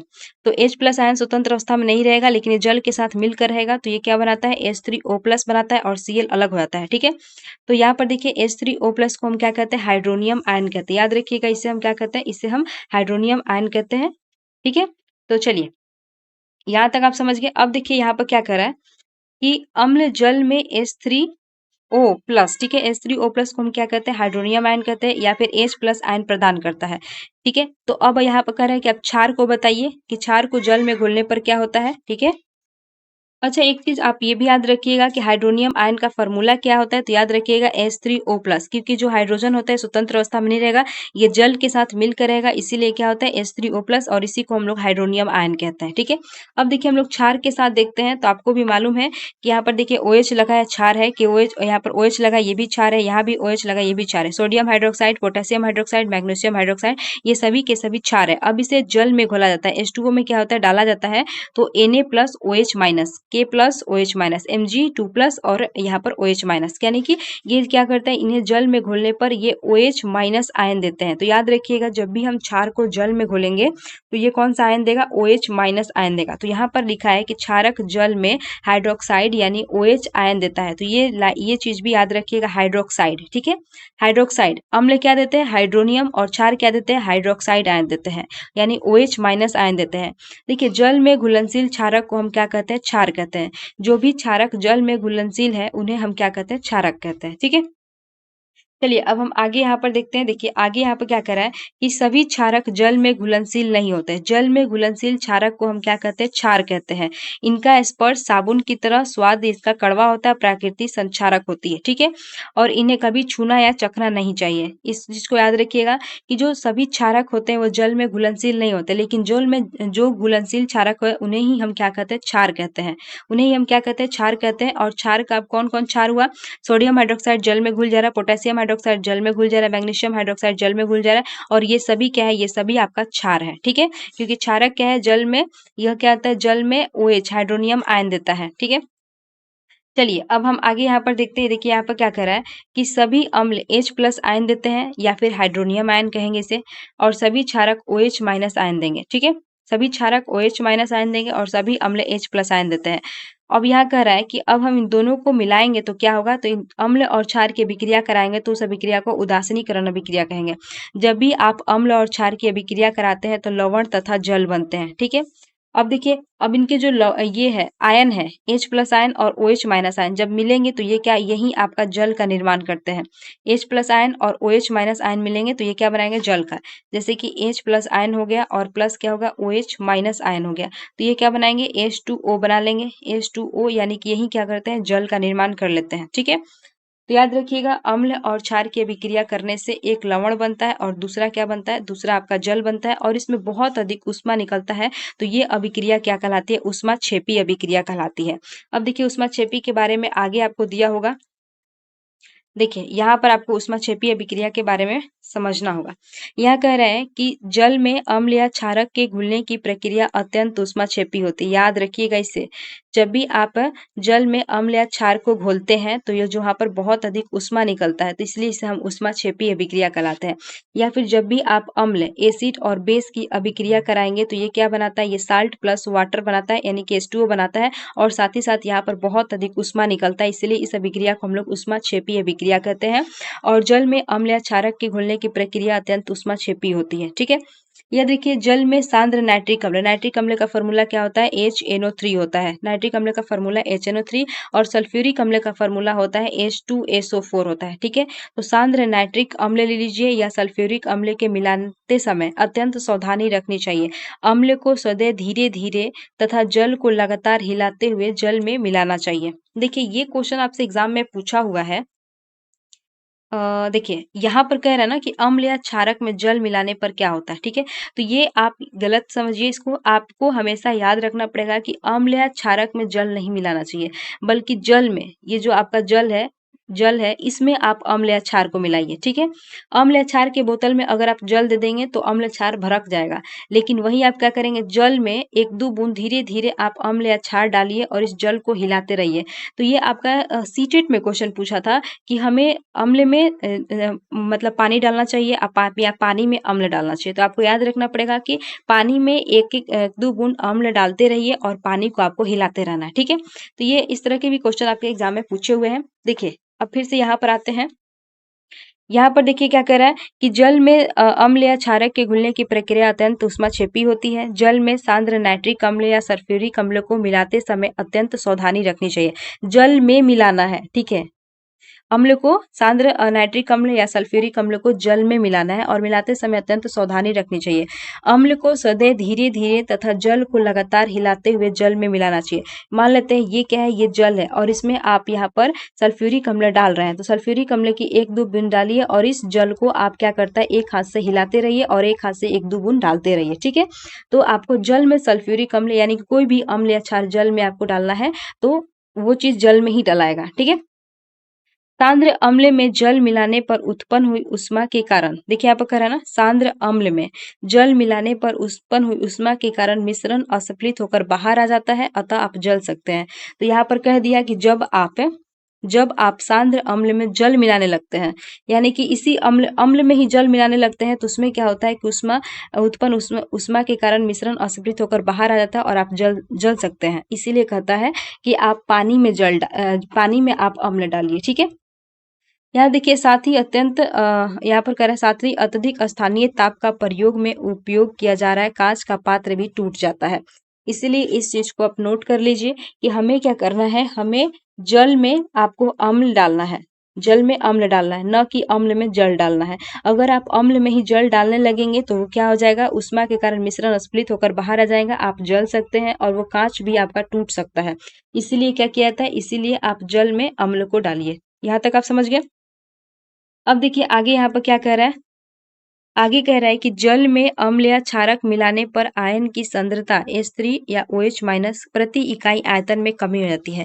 इस चीज को भी नोट कर लीजिए, ऑब्जेक्टिव क्वेश्चन में पूछेगा कि जल में अम्ल या क्षारक मिलाते हैं तो प्रति इकाई आयतन में वृद्धि होता है या कमी होता है, तो आप याद रखिएगा उसके आयतन में क्या हो जाता है, कमी हो जाता है।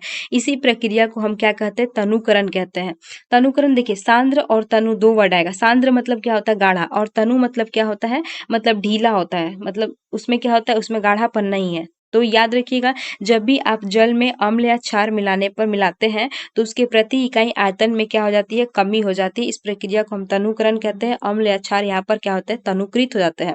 यानी कि मान लेते हैं जो अम्ल है, ठीक है, उसको आप क्या करें, पानी में डालकर उसको आप ढीला कर रहे हैं, ठीक है, तो क्या हो जाएगा भाई, ढीला कर रहे हैं तो उसका सांद्रता कम कर रहे हैं, तो ये क्या होता है, यहाँ पर तनुकरण कर रहे हैं और उसकी प्रति इकाई आयतन में कमी हो जाती है। ठीक है, चलिए आगे देखिए। आगे कह रहा है कि अम्ल एवं क्षारक के विलयन कितने प्रबल होते हैं। यहाँ पर है कि हम ज्ञात कर सकते हैं कि विलयन में अम्ल तथा क्षारक कितने प्रबल है। इसको जानने के लिए हम सर्वार्थिक सूचक, जो अनेक सूचकों का मिश्रण होता है, का उपयोग करके ज्ञात कर सकते हैं।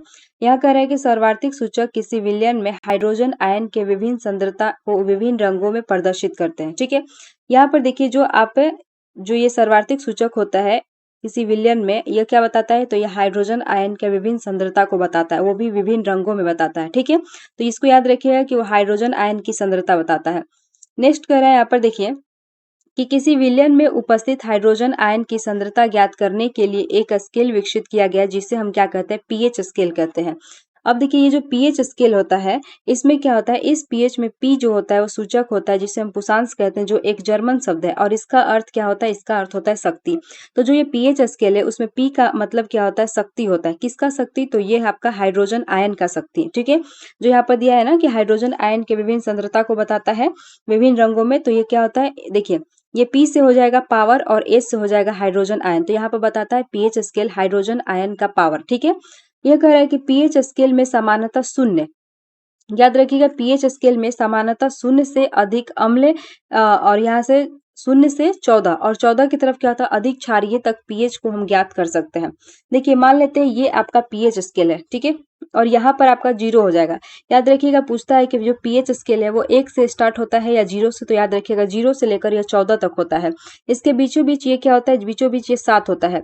तो 0 से लेकर 7 जो होता है यह क्या होता है, एसिड रहता है, अम्लीय माध्यम में, और 7 से लेकर जो 14 होता है यह आपका बेस रहता है। ठीक है, अब याद रखिएगा कि यहाँ पर आपका 1 हो गया, यहाँ आपका 2 हो गया, ये 3 हो गया, ये 4 हो गया, ये 5 हो गया, ये 6 हो गया। ठीक है, और इधर हो गया 8, 9, 10, 11, 12, ऐसे 13। ठीक है, तो अब देखिए जो एसिड है ये जैसे जैसे इधर की ओर आएगा, इधर की ओर आएगा, तो H प्लस आयन की जो सांद्रता है वो बढ़ते जाएगी। ठीक है, जैसे जैसे इधर की ओर आएगा, 7 से 0 की तरफ आएगा, तो H प्लस आयन की सांद्रता बढ़ेगी और पीएच का मान क्या होगा, पीएच का मान कम होगा।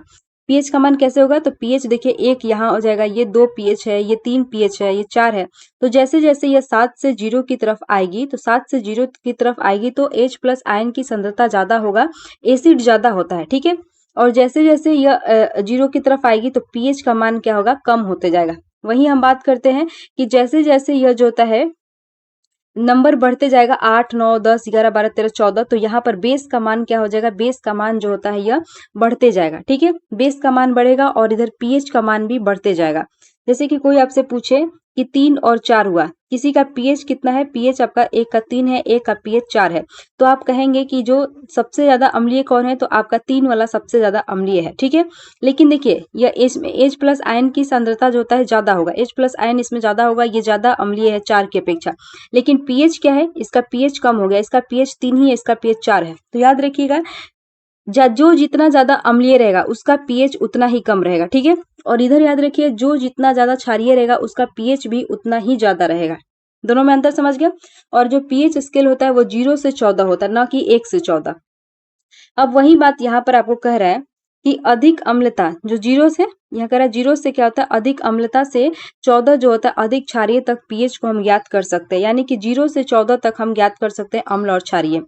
अब देखिए यहाँ पर कह रहा है कि हाइड्रोनियम आयन की सांद्रता जितनी अधिक होगी उसका पीएच उतना ही कम होगा। अभी हमने क्या बताया कि जो जितना ज्यादा अम्लीय होगा तो उसका हाइड्रोजन आयन उतना ही ज्यादा होगा, हाइड्रोनियम आयन क्या होगा उतना ही ज्यादा होगा, और ज्यादा होने के कारण इसका जो होता है पीएच उतना ही कम होगा। अब देखिए इसको हम समझेंगे कैसे। इसका देखिए यहाँ पर आप इसको देख सकते हैं, 0 है, यहाँ पर आपका 1 हो गया, ये आपका 2 हो गया, ये 3, ये हो गया 4, ये हो गया 5, ये हो गया 6। यह कह रहा है कि हाइड्रोनियम आयन की सांद्रता जितनी अधिक होगी उसका पीएच उतना ही कम होगा। अब आपसे कोई कहे कि एक का पीएच 2 है, एक मतलब एक वस्तु है जिसका पीएच 2 है और एक वस्तु है जिसका पीएच 4 है, तो इसमें सबसे ज्यादा अम्लीय कौन है? तो आप कहेंगे जिसका पीएच 2 है वो सबसे ज्यादा अम्लीय होगा, यानी कि इसके पास H+ आयन की सांद्रता बहुत ज्यादा होगी, इसीलिए ज्यादा अम्लीय है। लेकिन देखिए पीएच क्या होगा? कम होगा, इसका पीएच 4 है, इसका पीएच 2 है, तो ये 2 पीएच वाला क्या होगा? कम होगा। पीएच कम होता है, H+ आयन की सांद्रता जो होता है ज्यादा होता है, ये ज्यादा अम्लीय होता है।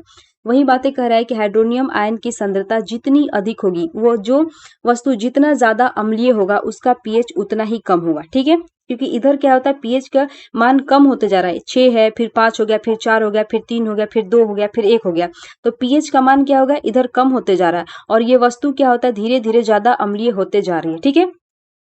अब देखिए वहीं हम क्षार की बात करें तो देखिए जितना जैसे जैसे इसका पीएच बढ़ेगा, यहाँ से 7 हो गया, ये 8 हो गया, ये 9 हो गया, ये 10 हो गया, ये 11 हो गया, तो जैसे जैसे पीएच का मान बढ़ेगा इधर क्षार आपका बढ़ते जाएगा, ठीक है। यहाँ तक समझ गए। अब देखिए कह रहा है किसी भी उदासीन विलयन में पीएच का मान 7 होता है, जो यहाँ पर रहेगा 7 वाला यह उदासीन रहता है, ठीक है। यदि पीएच स्केल में किसी विलयन का मान 7 से कम है तो यह अम्लीय होगा। यदि इस 7 से कम है, इधर जा रहा है 6, 5, 4, 3, 2, 1 हो गया, तो ये क्या होता है? ये अम्लीय हो जाएगा। और वही कह रहा है कि यदि पीएच का मान 7 से 14 की तरफ बढ़ रहा है, यानी कि 7 से ये 14 की तरफ इधर बढ़ रहा है, तो वो क्या होता है? वह विलयन में OH- की सांद्रता में वृद्धि होगा, अर्थात यह क्षार की शक्ति बढ़ाता है। आपको मालूम है कि क्षार जो होता है जल में OH- आयन देता है, और जो होता है अम्ल है यह क्या होता है? जल में H+ आयन देता है, ठीक है। H+ आयन जितना ज्यादा अधिक रहेगा वह विलयन क्या उसका पीएच क्या होगा? उतना ही कम रहेगा, और वह उतना ही ज्यादा क्षारीय रहेगा। लेकिन OH में याद रखिएगा जितना ज्यादा पीएच उतना ही ज्यादा OH देगा, यानी कि उतना ही ज्यादा वो क्षारीय होगा। मान लेते हैं आपसे कोई पूछे कि एक का पीएच जो है 9 है, ठीक है, और एक का पीएच जो होता है 14 है, इनमें कौन सबसे ज्यादा क्षारीय होगा? तो आप कहेंगे 14 वाला ज्यादा क्षारीय होगा, ठीक है। तो इसका पीएच भी तो ज्यादा हो गया, इसका पीएच ज्यादा। क्षार में क्या होता है कि जितना ज्यादा पीएच उतना ही ज्यादा वो क्षारीय है, लेकिन अम्ल में क्या होता है? जितना कम पीएच उतना ही ज्यादा वो अम्लीय होता है, ठीक है। अब देखिए कह रहा है कि यहाँ पर सामान्यतः पीएच सर्वाधिक सूचक अंतर्भारित पेपर द्वारा ज्ञात किया जाता है। इसको देख लीजिए, यह कह रहा है कि सामान्यतः पीएच सर्वाधिक सूचक जो होता है अंतर्भारित पेपर द्वारा ज्ञात किया जाता है। यहाँ देखिए बढ़ती अम्लीय प्रवृत्ति 7 से जब 0 की तरफ जाएगा तो अम्ल का मान क्या होता है? बढ़ते जाएगा, वो ज्यादा ही अम्लीय होगा। H+ आयन की सांद्रता में वृद्धि होगी, लेकिन क्या होता है? पीएच का मान क्या हो जाएगा? कम होते जाएगा, क्योंकि 6 से फिर 5 होगा, फिर 4 होगा, फिर 3 होगा, फिर 2 होगा, फिर 1 होगा, यानी कि पीएच का मान कम हो रहा है लेकिन अम्लीयता जो है वो बढ़ते जा रही है, ठीक है। और इधर देखिए, इधर हो गया ये आपका 8 हो गया, ये 9 हो गया, 10 हो गया, 11 हो गया, ये 12, ये 13। यहाँ पर देखिए ये जो होता है ये क्षार यहाँ पर बढ़ेगी, पीएच बढ़ रहा है इसका। क्षार में क्या होता है कि पीएच बढ़ेगा तो आपका OH जो का ये है वो भी आपका बढ़ेगा, यानी कि क्षार भी बढ़ेगा, ठीक है। अब देखिए यहाँ पर क्या होता है, नीचे देखते हैं। यहाँ पर देखिए ये आपका पूछेगा कि जो पीएच स्केल होता है उसमें कितने कलर होते हैं, तो 4 कलर होते हैं। एक आपका लाल होता है, रेड हो गया, एक आपका येलो यानी कि पीला हो गया, एक आपका ग्रीन यानी कि हरा हो गया, और एक आपका ब्लू होता है, ठीक है। जो उदासीन होता है वहां पर क्या होता है? तो वहां पर आपका ग्रीन और ब्लू कलर का मैच होता है। जो उदासीन होगा वो देखिए यहाँ है, ठीक है। अब देखिए सॉरी ग्रीन या ब्लू नहीं होगा, ये थोड़ा सा पीला टाइप का आता है, थोड़ा सा इधर पीला भी रहेगा, थोड़ा सा इधर आपका हरा भी रहेगा, और थोड़ा सा इधर ये दोनों मिलके रहेगा जो ग्रीन वाला होता है। अब देखिए यहाँ पर ये सबसे ज्यादा इंपॉर्टेंट है कि जठर रस का पीएच कितना होता है। जो जठर रस है उसका पीएच कितना होता है? तो 1.2 होता है। उसके बाद नींबू का रस का पीएच कितना होता है? 2.2 होता है। कभी कभी 2.4 भी आपको देखने को मिलेगा। तो कैसे याद रखते हैं? किसी से नींबू मांगते हैं तो क्या होता है? 2-4 गो नींबू दे दो, 2-4 गो। तो याद रखिएगा 2.4 क्या होता है? इसका पीएच होता है नींबू का। शुद्ध जल का पीएच याद रखिएगा, शुद्ध जल का पीएच कितना होता है? 7 होता है। उदासीन होता है, जल का आपका कोई स्वाद नहीं आता है पीने पर, तो ये क्या होता है? उदासीन होता है, तो इसका पीएच 7 होता है। वहीं रक्त की बात करें, अगर आपका उंगली कट गया और आप रक्त चूसते हैं तो थोड़ा सा उसका टेस्ट अजीब लगता है, तो वो क्या होता है? उसका रक्त का पीएच कितना होता है? 7.4 होता है, ठीक है। और शुद्ध जल का 7 होता है। वहीं मिल्क ऑफ मैग्नीशिया का पीएच कितना होता है? 10 होता है। मिल्क ऑफ मैग्नीशिया जानते हैं किसको बोलते हैं? इनो को बोलते हैं। अगर आपके पेट में क्या होता है एसिडिटी हो जाए तो वही मिल्क ऑफ मैग्नीशिया खाया था। एसिडिटी क्या होता है? अम्लीय माध्यम हो जाता है। ठीक है। और आप उसमें क्या किया था? जब आपके पेट में एसिडिटी हो जाता है, अम्लता बढ़ जाती है, तो आप क्षार खाते हैं। क्षार में क्या होता है? इनो क्या है? इनो एक क्षार है, वही मिल्क ऑफ मैग्नीशिया है। तो इसका पीएच कितना होता है? 10 होता है। ठीक है। वही हम सोडियम हाइड्रोक्साइड की बात करें तो इसका पीएच 14 होता है, यानी कि सबसे ज्यादा क्षारीय क्या होता है? सोडियम हाइड्रोक्साइड, जिसे हम क्या कहते हैं? NaOH। ये सबसे ज्यादा हाइड्रोक्साइड होता है। सोडियम हाइड्रोक्साइड ये सबसे ज्यादा क्षारीय है। यहाँ तक समझ गए? तो इसको याद रखिएगा। जठर रस का 1.2 होता है। नींबू का रस 2-4 गो नींबू तो 2.4 है, 2.2 कर सकते हैं। शुद्ध जल है बिल्कुल, उसमें कोई टेस्ट नहीं आता है, तो उसका पीएच 7 होता है। ब्लड का 7.4 होता है। मिल्क ऑफ मैग्नीशिया क्या होता है? 10 होता है। इनो इनो 10 हो गई। और इसके बाद आपका ये सोडियम हाइड्रोक्साइड जो सबसे ज्यादा क्षारीय होता है, इसका आपका 14 होता है। ठीक है। चलिए आगे हम देखिए, यहाँ पर बात करते हैं। नेक्स्ट देखिए यहाँ पर क्या कर रहा है कि अम्ल तथा क्षार की शक्ति विलयन में क्रमशः H+ आयन तथा OH आयन की संख्या पर निर्भर करती है।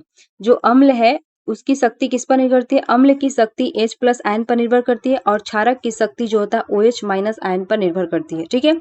यदि हम समान सांद्रता के हाइड्रोक्लोरिक अम्ल तथा एसिटिक अम्ल लें, जैसे एक मोलर विलयन में लेते हैं, तो विभिन्न मात्रा में हाइड्रोजन आयन उत्पन्न होते हैं। अधिक संख्या में H+ आयन उत्पन्न करने वाले को हम प्रबल अम्ल कहते हैं, जबकि कम संख्या में H+ आयन उत्पन्न करने वाले को हम दुर्बल अम्ल कहते हैं। ठीक है। तो अब देखिए यहाँ पर आप एसिटिक अम्ल आपको सुना सुना लग रहा है। जो एसिटिक अम्ल होता है यह किस में होता है? यह सिरका में होता है। और एसिटिक अम्ल क्या है? यह दुर्बल अम्ल है। वहीं आप हाइड्रोक्लोरिक अम्ल की बात करें तो यह प्रबल अम्ल है। अब देखिए इसको समझे। ये रहा आपका पीएच स्केल। ठीक है। ये आपका 7 हुआ, ये आपका 0 हुआ। तो 1, ये हो गया 2, ये हो गया 3, ये हो गया 4, ये हो गया 5, ये हो गया 6। ठीक है।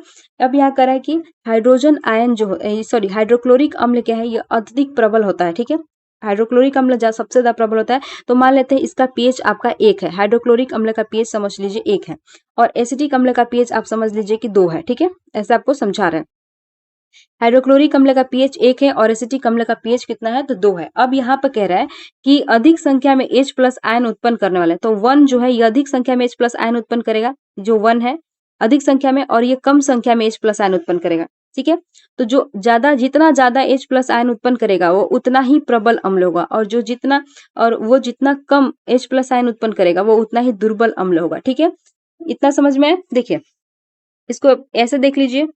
ये रहा आपका 7 और ये रहा 0। यहाँ तक समझ गए? अब देखिए, एक यहाँ हो गया 2, फिर 3, ये 4, ये 5 और ये 6। जिसका मान 4 पर है, एक का मान 4 है, समझिए एक का पीएच 4 है और एक का पीएच 2 है। ठीक है। तो आप कहेंगे इसमें से प्रबल अम्ल कौन है? तो आप कहेंगे 2 वाला प्रबल अम्ल है, क्योंकि इसके पास H+ आयन का मान ज्यादा होगा। क्योंकि जिसका पीएच कम होता है उसके पास H+ आयन जो होता है ज्यादा होता है। ये चीज आप याद रख लीजिएगा। जिसका पीएच कम होगा जिसका पीएच कम होगा, यानी कि देखिए 2 है, इसका पीएच कम है, तो इसका होगा H+ आयन का मान क्या है? ज्यादा है। और इसका पीएच 4 है, यानी कि इसका पीएच ज्यादा है, तो इसके पास H+ आयन का जो मान है वो कम होगा। ठीक है। तो जो कम होगा उसे दुर्बल अम्ल कहेंगे, और जो ज्यादा होगा जिसके पास H+ आयन वो क्या होता है? अ, वो है आपका प्रबल अम्ल। यहाँ तक समझ गए? चलिए आगे देखते हैं। इसको अंडरलाइन कर लीजिए। देखिए, अधिक संख्या में H+ आयन उत्पन्न करने वाले अम्ल जो होते हैं वो प्रबल अम्ल कहलाते हैं, जबकि कम संख्या में H+ आयन उत्पन्न करने वाले अम्ल को हम दुर्बल अम्ल कहेंगे। ठीक है। अब वही है आपका 2 है, एक का पीएच 2 है और एक का पीएच आपका 5 है। तो इसमें प्रबल अम्ल कौन है? तो आप कहेंगे 2 वाला प्रबल अम्ल है, और 5 वाला क्या है? कम प्रबल अम्ल है। यहाँ तक समझ गए? अब देखिए हम दैनिक जीवन में पीएच का महत्व की बात कर रहा है। दैनिक जीवन में पीएच का महत्व की बात कर रहा है। तो यहाँ पर क्या पौधे पशु पीएच के प्रति संवेदनशील होते हैं? तो देखिए हमारा शरीर 7.0 से लेकर 7.8 पीएच परास के बीच काम करता है, और ये क्वेश्चन भी आपके एग्जाम में पूछा है कि हमारा जो शरीर है, हमारे शरीर का पीएच कितना परास से कितना परास के बीच में काम करता है? तो याद रखिएगा 7 से लेकर 7.8। हमारा बॉडी का पीएच कितना होता है? हमारे बॉडी का पीएच होता है 7.0 से लेकर क्या होता है? 7.8 तक। ठीक है। वहीं आपसे पूछे कि वाटर का कितना होता है, पानी का कितना होता है, तो बताइएगा 7 होता है। ब्लड का पूछे कितना होता है, तो ब्लड का कितना होता है? तो 7.4 होता है। ठीक है। ये चीजें आप नोट कर लीजिए दोनों में। ब्लड, वाटर और बॉडी का कितना होता है? एक का होता है 7.4, वाटर का 7 होता है, और हमारा बॉडी का कितना होता है? 7 से लेकर 7.8 होता है। ठीक है। अब देखिए कह रहा है कि जीवित प्राणी केवल संकीर्ण पीएच परास परिसर में ही जीवित रह सकते हैं। वर्षा के जल का पीएच मान जब आपका 5.6 से कम होता है तो अम्लीय वर्षा होता है। तो ये भी आपका पूछा है कि एसिड रेन जो होता है अम्लीय वर्षा का पीएच कितना होता है, तो जैसे ही ये 5.6 से कम होता है, कभी-कभी ये क्या करता है, ये जो आपका कभी-कभी यहाँ पर क्या बताया कि 5.6 से अधिक बताएगा, तो याद रखिएगा वो ऑप्शन नहीं होगा। पीएच कब होगा, जब आपका 5.6 से कम होगा। ऑप्शन में आपका रहेगा कि 5.6 रहेगा, 5.6 से अधिक रहेगा, 5.6 से कम रहेगा। तो आपको अम्लीय वर्षा का पीएच बताना होगा कि उसका पीएच 5.6 से क्या होगा, कम रहता है, तभी वो अम्लीय वर्षा कहलाता है। ये भी मोस्ट इंपॉर्टेंट है। अब देखिए कह रहा है कि अम्लीय वर्षा को जब नदी में प्रवाहित करते हैं तो नदी का पीएच का मान क्या हो जाता है, कम हो जाता है। इस लाइन को भी याद रखिएगा कि जब आपका एसिडिक रेन का पानी नदी में जाता है तो उसका पीएच का मान क्या हो जाएगा, उसका पीएच का मान भी आपका कम हो जाएगा। ठीक है, चलिए अब हम आगे बात करते हैं। देखिए यहाँ पर क्या कह रहा है कि दूसरे ग्रहों पर अम्ल पदार्थ, देखिए जो शुक्र है यानी जिसे हम वेनस कहते हैं का वायुमंडल सल्फ्यूरिक अम्ल के मोटे श्वेत और पीले बादलों से बना है। किस अम्ल के, सल्फ्यूरिक अम्ल। सल्फ्यूरिक अम्ल का फॉर्मूला क्या होता है, H2SO4 होता है। तो जो आपका शुक्र है वो आपका सल्फ्यूरिक अम्ल से, स से शुक्र और स से सल्फ्यूरिक अम्ल, याद रखिएगा स से शुक्र और स से सल्फ्यूरिक अम्ल। तो ये सल्फ्यूरिक अम्ल के मोटे श्वेत एवं पीले बादलों से बना हुआ है। अब देखिए आगे यहाँ पर कह रहा है आपके बगीचे में मिट्टी का पीएच क्या होता है, तो अच्छी उपज के लिए पौधों को एक विशिष्ट पीएच परास की आवश्यकता होती है। ठीक है, देखिए आगे देखते हैं। अब देखिए हमारे पाचन तंत्र की बात कर रहे हैं यहाँ पर। हमारे पाचन तंत्र की बात करें तो यह अत्यधिक रोचक है कि हमारा उदर जो हाइड्रोक्लोरिक अम्ल है उत्पन्न करते हैं। हमारा जो पेट है वो कौन सा अम्ल उत्पन्न करता है, तो HCl उत्पन्न करता है, जिसे हम क्या कहते हैं, हाइड्रोक्लोरिक अम्ल कहते हैं। यह उदर को हानि पहुंचाए बिना भोजन के पाचन में क्या करता है, सहायता करता है।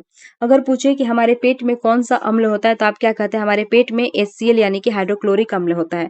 और ये क्या करता है, ये भोजन को पचाता है, कीटाणुओं को मारता है। ठीक है, अब देखिए कह रहा है कि अपच की स्थिति में उदर अत्यधिक मात्रा में अम्ल उत्पन्न करता है। जब आपको एसिडिटी हो जाती है, अपच हो जाती है, तो वहां उस समय क्या हमारा पेट जो होता है बहुत अधिक मात्रा में HCl जो होता है HCl अम्ल उत्पन्न करता है। ठीक है, हाइड्रोक्लोरिक अम्ल उत्पन्न करता है, जिससे आपको बहुत ही खट्टा टाइप का ढेकार आता है। ठीक है, अब देखिए जिसके कारण क्या होता है, उदर में दर्द और जलन का अनुभव भी आप करेंगे। इस दर्द से मुक्त होने के लिए एक एंट एसिड है। एंट एसिड का नाम क्या है, एंट एसिड जैसे क्षारकों का उपयोग किया जाता है। ठीक है, और यह एंट एसिड अम्ल के अधिक मात्रा को क्या करता है, उदासीन कर देता है। अब देखिए यहाँ पर अम्ल की मात्रा ज्यादा हो गई तो हमें यहाँ पर क्या देना है कि यह उदासीन हो जाए, हमारा दर्द और जलन खत्म हो जाए, तो हम यहाँ पर एक बेस देंगे। बेस यानी कि एक क्षार देंगे, क्योंकि अम्ल क्या करता है, और क्षार दोनों क्रिया करके अपने आप को न्यूट्रल कर लेता है, उदासीन कर लेता है। तो हम यहाँ पर एक बेस देंगे। वो बेस क्या है, उस बेस का नाम है मैग्नीशियम हाइड्रोक्साइड, जिसे हम क्या कहते हैं, MgOH2 का होल ट्वाइस। याद रखिए मैग्नीशियम हाइड्रोक्साइड, जिसे हम क्या कहते हैं, इनो कहते हैं, जिसे हम क्या कहते हैं, इनो कहते हैं। जो आप इनो पीते हैं वो मिल्क ऑफ मैग्नीशिया, जिसे हम मैग्नीशियम हाइड्रोक्साइड कहते हैं, उसका बना होता है। ठीक है, अब आप इनो पिए। इनो क्या है, इनो एक प्रकार का क्षार है। अब एसिड और क्षार एक दूसरे से अभिक्रिया करके क्या कर लेते हैं, अपने आप को न्यूट्रल कर लेते हैं, तो आपका दर्द और जलन दोनों खत्म हो जाता है। तो ये आपका पूछता है कि जब आपके पेट में HCl की मात्रा बढ़ जाती है तो आप किस एंट एसिड का उपयोग करते हैं। याद रखिएगा मैग्नीशियम हाइड्रोक्साइड यह एक प्रकार का एंटासिड है, मिल्क ऑफ मैग्नीशिया जिसे कहते हैं। ठीक है, और ये क्या है, ये एक दुर्बल क्षार का उपयोग किया था, ये एक दुर्बल क्षार है। यहाँ तक समझ गए। अब ऐसा नहीं है ना कि हम यहाँ पर एक प्रबल क्षार का उपयोग कर ले। जैसे ही प्रबल क्षार का उपयोग करेंगे दोनों में क्या धमाका हो जाएगा। इसीलिए क्या होता है कि हमें कोई भी चीज को कम करने के लिए धीरे धीरे उसका उपचार करना पड़ता है। इसीलिए हम यहाँ पर क्या होता है, दुर्बल क्षार का उपयोग करते हैं, जिसका नाम है मिल्क ऑफ मैग्नीशिया यानी कि मैग्नीशियम हाइड्रोक्साइड, जो आपका इनो होता है। ठीक है, चलिए अब आगे हम देखते हैं। यहाँ पर देखिए पीएच परिवर्तन के कारण दंत क्षय, हमारा दांत में क्षय, हमारा दांत कैसे टूटता है, उसमें कैविटी कैसे हो जाती है, तो याद रखिए हमारे मुंह का पीएच का मान 5.5 से कम होते ही हमारे दांतों में क्षय प्रारंभ होता है। अच्छा बताइए अम्लीय वर्षा का पीएच कितना होता है, अम्लीय वर्षा का पीएच अगर 5.6 से कम होता है तो अम्लीय वर्षा कहलाता है। ठीक है, और दांत का पीएच अगर 5.5 से कम होता है तो हमारा दंत क्षय होने लगता है। ये दोनों पीएच याद रखिएगा, ऑप्शन में ये दोनों दे देता है तो आदमी वहां पर गड़बड़ा जाता है। ठीक है, तो याद रखिएगा जब हमारे वर्षा जल का पीएच 5.6 से कम रहेगा तो वर्षा जल होगा, और ये 5.5 से पीएच कम होगा तो हमारे दांतों का क्षय होना प्रारंभ हो जाएगा, यानी कि दांत टूटने लगेगा। ठीक है, देखिए दांतों का इनामेल जो होता है, परत होता है, हमारे दांतों पर क्या होता है, सबसे ऊपरी परत को क्या कहते हैं, इनामेल कहते हैं। जो हमारे दांतों के सबसे ऊपरी परत होता है वो इनामेल होता है, और ये सबसे शरीर जो हमारा शरीर है ना उससे सबसे कठोर पार्ट क्या होता है, तो इनामेल होता है। ठीक है, देखिए इनामेल जो होता है ये कैल्शियम, यहाँ पर देखिए कैल्शियम हाइड्रो, यहाँ पर कैल्शियम हाइड्रोक्सी एपेटाइट का बना होता है। जो हमारा इनामेल है ये भी आपसे पूछता है कि हमारे दांतों का जो इनामेल है, जो बाहर का जो पार्ट है इनामेल, वो किसका बना होता है, तो याद रखिएगा वो कैल्शियम हाइड्रोक्सी एपेटाइट का बना होता है, कैल्शियम हाइड्रोक्सी एपेटाइट का। ठीक है, यह कह रहा है कि कैल्शियम फॉस्फेट का क्रिस्टलीय रूप है। यह क्या होता है, कैल्शियम यहाँ पर कह रहा है कैल्शियम हाइड्रोक्सी एपेटाइट जो होता है यह कैल्शियम फॉस्फेट का क्या है, कैल्शियम फॉस्फेट का क्रिस्टलीय रूप है। ठीक है, और देखिए जो कि शरीर का सबसे कठोर पार्ट है। तो अब यहाँ से आपके 2-3 तरह के क्वेश्चन पूछेगा कि हमारे दांतों का क्षय का जो पीएच होता है वो कितना होता है, तो आपको याद रखना पड़ेगा कि 5.5 से कम होने पर हमारे दांतों का क्षय होना प्रारंभ हो जाता है। ठीक है, दूसरा पूछेगा कि हमारे शरीर का सबसे कठोर पार्ट क्या है, तो याद रखिएगा वो है आपका इनामेल। फिर तीसरा क्वेश्चन हो जाएगा कि जो इनामेल है ये किसका बना होता है, तो याद रखिएगा कैल्शियम हाइड्रोक्सी एपेटाइट का बना होता है, और ये किसका क्रिस्टल है, तो ये आपका कैल्शियम फॉस्फेट का क्रिस्टलीय रूप है। ठीक है, अब देखिए यह जल में नहीं घुलता। मान लेते हैं आप पानी पीते हैं तो हमारे दांतों का जो बाहरी परत होता है वो जल में तो नहीं घूमता है, घुलता है, पानी में घुल के अंदर तो नहीं चला जाता है, क्योंकि ये क्या होता है, इनामेल सबसे कठोर परत है, ये पानी में नहीं घुलता है। ठीक है, लेकिन मुंह का पीएच का मान जैसे ही 5.5 से कम होता है तो यह क्या होता है, संचारित होना शुरू हो जाएगा, हमारे दांतों में कैविटी होने लगेगा। ठीक है, मुंह में उपस्थित बैक्टीरिया भोजन के पश्चात मुंह में अवशिष्ट शर्करा एवं खाद्य पदार्थों का निर्वरीकरण करके अम्ल उत्पन्न करते हैं। देखिए आप कोई मीठा चीज खाएं और वो जैसे चॉकलेट खा रहे हैं, मीठा है और वो आपके दांतों में फंस गया। ठीक है, तो ये क्या का होता है कि जो हमारे मुंह में बैक्टीरिया होते हैं उस मीठा को क्या करेगा, धीरे धीरे अम्लीय रूप प्रदान कर देता है, अम्ल बना देता है, और वही अम्ल क्या करता है, हमारे दांतों की जो बाहरी परत होती है इनामेल उसको क्या कर लेता है, उसको खत्म करना शुरू कर देता है। ठीक है, तो जब भी आप कोई मीठा चीज खाए उसके बाद तुरंत मुंह में कुला कर ले या पानी पीकर उसको दांत से हटा दे। ठीक है, अब देखिए क्या कर रहा है कि भोजन के बाद मुंह साफ करने से इसे बचाया जा सकता है। मुंह की सफाई के लिए क्षारीय दंत मंजन का उपयोग करिए। क्षारीय दंत मंजन का उपयोग क्यों करेंगे, क्योंकि हमारे जो मुंह का पीएच है क्या है, 5.5 से कम होता है। अब 5.5 आपको मालूम है कि अम्लीय हो जाता है। ठीक है, अम्लीय, तो हम अम्ल के प्रभाव को कम करने के लिए हम क्या करेंगे, तो यहाँ पर हम क्षारीय दंत मंजन का उपयोग करेंगे। ठीक है, अब देखिए आगे क्या कर रहा है कि पशु एवं पौधों द्वारा उत्पन्न रसायनों से आत्मरक्षा कैसे करेंगे। जैसे कि आपको मधुमक्खी ने डंक मार दिया, आपको हाडा डंक मार दिया, या फिर कोई पेड़ की पत्ती होती है जो आपको उसका डंक भी लगता है तो आपको एक दर्द उत्पन्न होता है। ठीक है, तो उससे हम कैसे बचाव करेंगे, तो यहाँ पर कह रहा है कि मधुमक्खी का डंक एक अम्ल छोड़ता है। याद रखिएगा मधुमक्खी के डंक में कौन सा अम्ल होता है, तो आपका फॉर्मिक अम्ल या मेथनोइक अम्ल होता है। दोनों अम्ल का नाम याद रखिएगा, फॉर्मिक अम्ल भी होता है और मेथनोइक अम्ल भी होता है।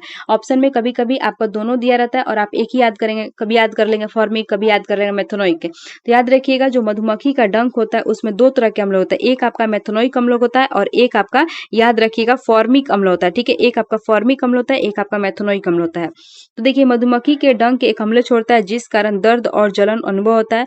डंक मारे गए अंग में जो डंक मार देता है वहां पर आप क्या करेंगे, बेकिंग सोडा जैसे दुर्बल क्षारक का उपयोग करिएगा तो वहां पर आराम मिलता है। अब बेकिंग सोडा का सूत्र क्या होता है, NaHCO3।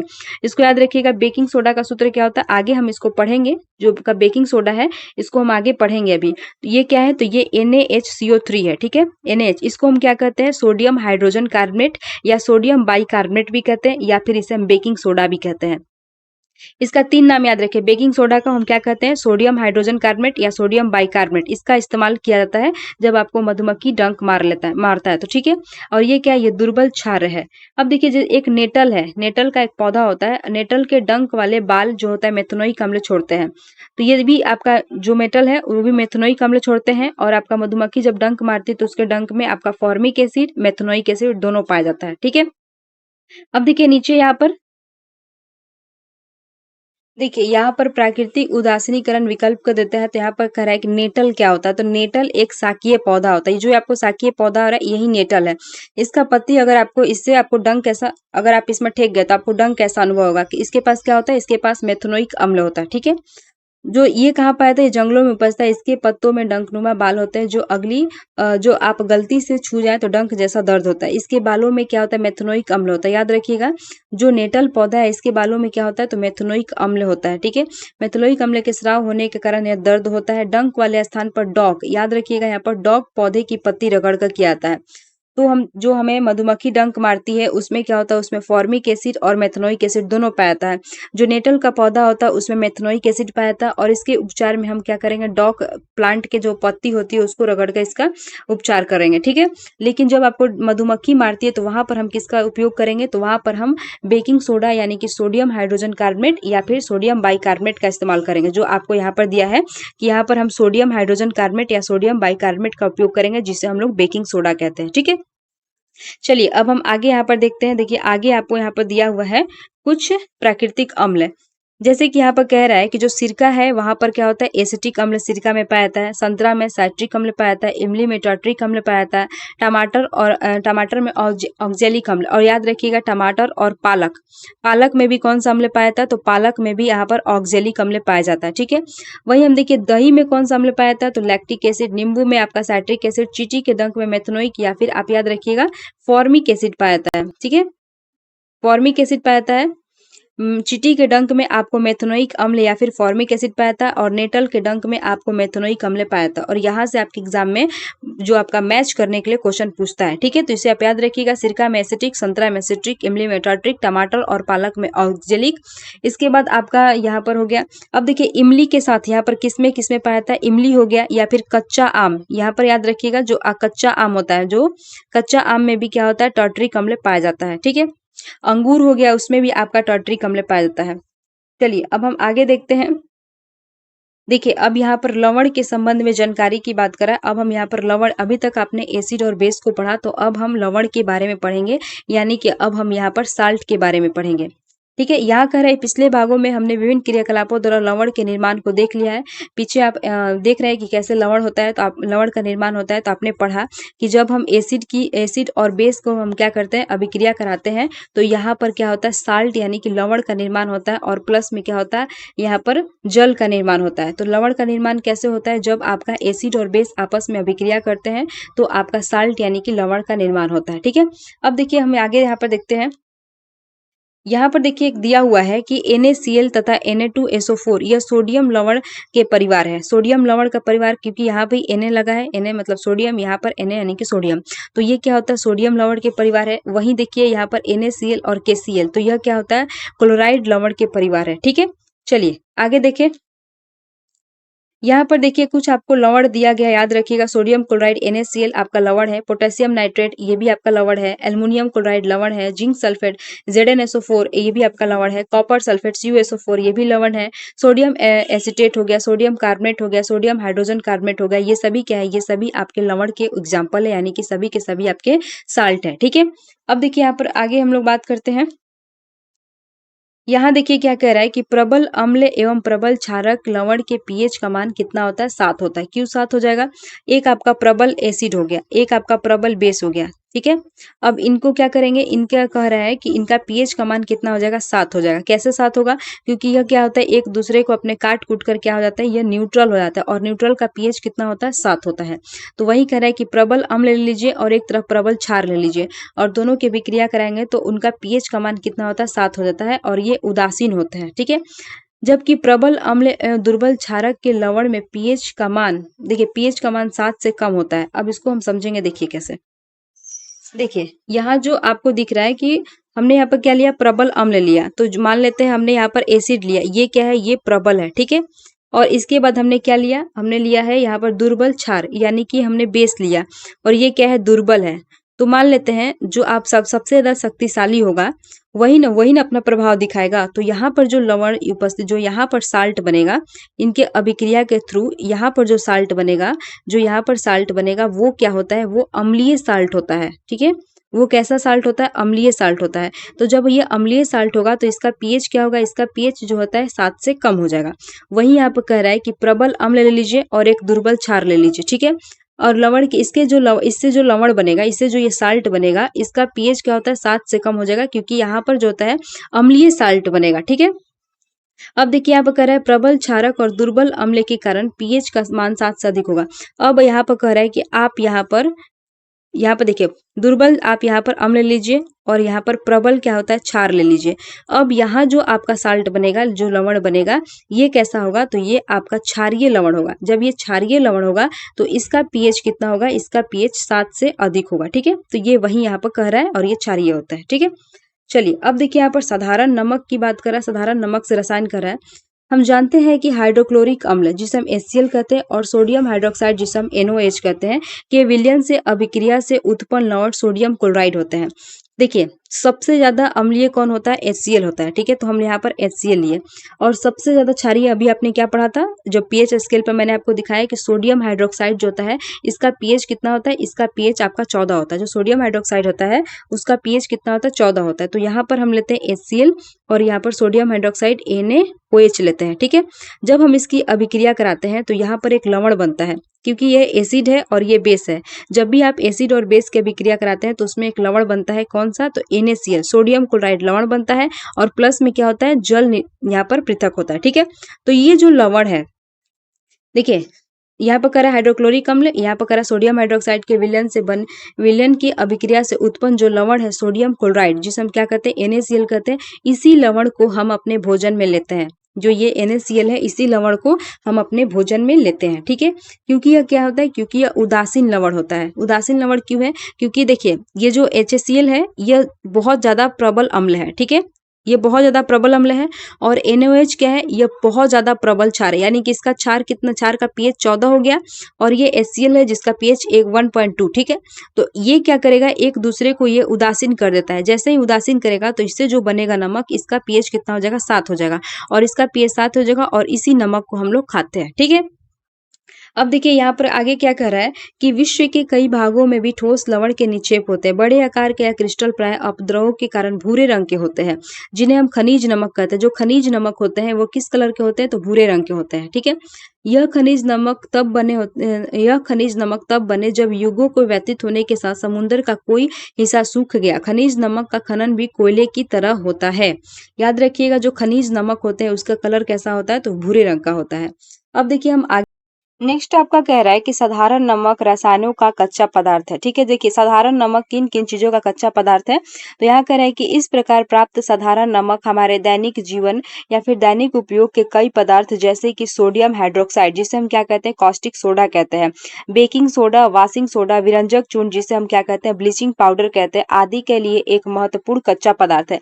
यानी कि जो आपका सोडियम हाइड्रोक्साइड है, बेकिंग सोडा, वाशिंग सोडा, विरंजक चूर्ण, इन सब का निर्माण किससे हुआ है, तो ये आपका सोडियम क्लोराइड यानी कि साधारण नमक से हुआ है। तो साधारण नमक इन सब के लिए क्या है, एक प्रकार का कच्चा पदार्थ है। ठीक है, अब हम एक एक करके देखेंगे तो देखिए यहाँ पर क्या कह रहा है, यहाँ आपका कह रहा है कि जो आपका सोडियम हाइड्रोक्साइड है जिसे हम क्या कहते हैं, NaOH कहते हैं, इसे हम कॉस्टिक सोडा भी कहते हैं और इसका पीएच मान कितना होता है, तो याद रखिएगा इसका पीएच मान 14 होता है। ये बहुत ज्यादा ही क्षारीय होता है। ठीक है, अब देखिए कह रहा है कि सोडियम क्लोराइड के जलीय विलयन, जहां भी आपको लिखे कि सोडियम क्लोराइड का जलीय विलयन, तो आप याद रखिएगा कि वहां पर हम सोडियम क्लोराइड लेंगे और प्लस में क्या लेंगे, H2O लेंगे, क्योंकि यहाँ पर कह रहा है कि सोडियम क्लोराइड के जलीय विलयन, ठीक है, से विद्युत धारा प्रवाहित करने पर, तो हम तीर का चिन्ह देंगे और यहाँ पर लिखेंगे विद्युत धारा। ठीक है, विद्युत धारा, जैसे ही आप इसमें सोडियम क्लोराइड के जलीय विलयन में विद्युत धारा प्रवाहित करेंगे तो यहाँ पर क्या बनता है, यहाँ पर आपका सोडियम हाइड्रोक्साइड बनेगा, साथ ही साथ आपका क्लोरीन गैस मुक्त होगा और इसके बाद आपका हाइड्रोजन गैस मुक्त होगा। ठीक है, तो याद रखिएगा सोडियम क्लोराइड जो है, ये आपका सोडियम क्लोराइड ये क्या है, सोडियम हाइड्रोक्साइड बनाने के लिए एक कच्चा पदार्थ है। यानी कि जो साधारण नमक है ये सोडियम हाइड्रोक्साइड बनाने के लिए कच्चा पदार्थ है। ठीक है, अब देखिए यहाँ पर इसका कह रहा है कि इस प्रक्रिया को क्लोर क्षार प्रक्रिया कहते हैं, यानी कि क्लोर एल्कली प्रोसेस कहते हैं। तो जो ये आपने ये प्रोसेस देखा, इस पूरे प्रोसेस को हम क्या कहते हैं, तो इसे हम क्लोर एल्कली प्रोसेस कहते हैं, जिसमें क्या होता है, सोडियम क्लोराइड के जलीय विलयन में विद्युत धारा प्रवाहित करने पर सोडियम हाइड्रोक्साइड बनता है और साथ ही साथ क्लोरीन और हाइड्रोजन गैस मुक्त होता है। ठीक है, यहाँ पर देखिए आपको दिया हुआ है इसका अभिक्रिया कि NaCl के जलीय विलयन यानी कि सोडियम क्लोराइड का जलीय विलयन, जब भी जलीय विलयन से हम विद्युत प्रवाहित करते हैं तो सोडियम हाइड्रोक्साइड बनेगा, क्लोरीन गैस बनेगा और हाइड्रोजन गैस बनता है। ठीक है, याद रखिएगा जो सोडियम हाइड्रोक्साइड है ये एक्वस विलयन में रहता है, एक्वस रहता है। ठीक है, अब देखिए यहाँ पर कह रहा है कि क्लोरीन गैस एनोड पर मुक्त होती है। यही क्वेश्चन आपसे पूछता है कि जो आपका सोडियम हाइड्रोक्साइड बनाने में जो क्लोरीन गैस मुक्त होती है, या फिर ऐसे भी पूछेगा कि सोडियम क्लोराइड के जलीय विलयन से विद्युत धारा प्रवाहित करने पर क्लोरीन गैस कहाँ मुक्त होता है, तो याद रखिएगा क्लोरीन गैस एनोड पर मुक्त होता है। एनोड क्या है, बैटरी का जो प्लस वाला सिरा होता है उसे हम एनोड कहते हैं। इसे याद कैसे करेंगे, तो एनोड क्या होता है, ए से एनोड और ए से क्या होता है, ऐड होता है। तो याद रखिए ऐड यानी कि प्लस, तो एनोड पर कौन मुक्त होता है, एनोड पर क्लोरीन मुक्त होता है। कैथोड पर आपका हाइड्रोजन गैस मुक्त होता है, और साथ ही साथ आपका पूछेगा कि सोडियम हाइड्रोक्साइड कहाँ मुक्त होता है, तो ये भी आपका कैथोड पर मुक्त होता है। ठीक है, क्योंकि यहाँ पर देखिए, यहाँ पर आपका बीचों बीच ये लाइन ऐसे है। ठीक है, तो इधर क्या है, इधर आपका एनोड है बैटरी का प्लस वाला सिरा, इधर आपका कैथोड है बैटरी का माइनस वाला सिरा। तो माइनस पर कैथोड पर आपका हाइड्रोजन गैस मुक्त होता है, एनोड पर आपका क्लोरीन गैस मुक्त है, और साथ ही आपका नमक का घोल भी कैथोड पर मुक्त होता है। ठीक है, अब देखिए यहाँ पर क्या कह रहा है कि क्लोरीन गैस एनोड पर मुक्त होती है, हाइड्रोजन गैस कैथोड पर। तो याद रखिएगा कैथोड आपका माइनस होता है, एनोड आपका प्लस होता है। कैथोड पर सोडियम हाइड्रोक्साइड विलयन का निर्माण होता है, कैथोड पर ही सोडियम हाइड्रोक्साइड विलयन का भी निर्माण होता है।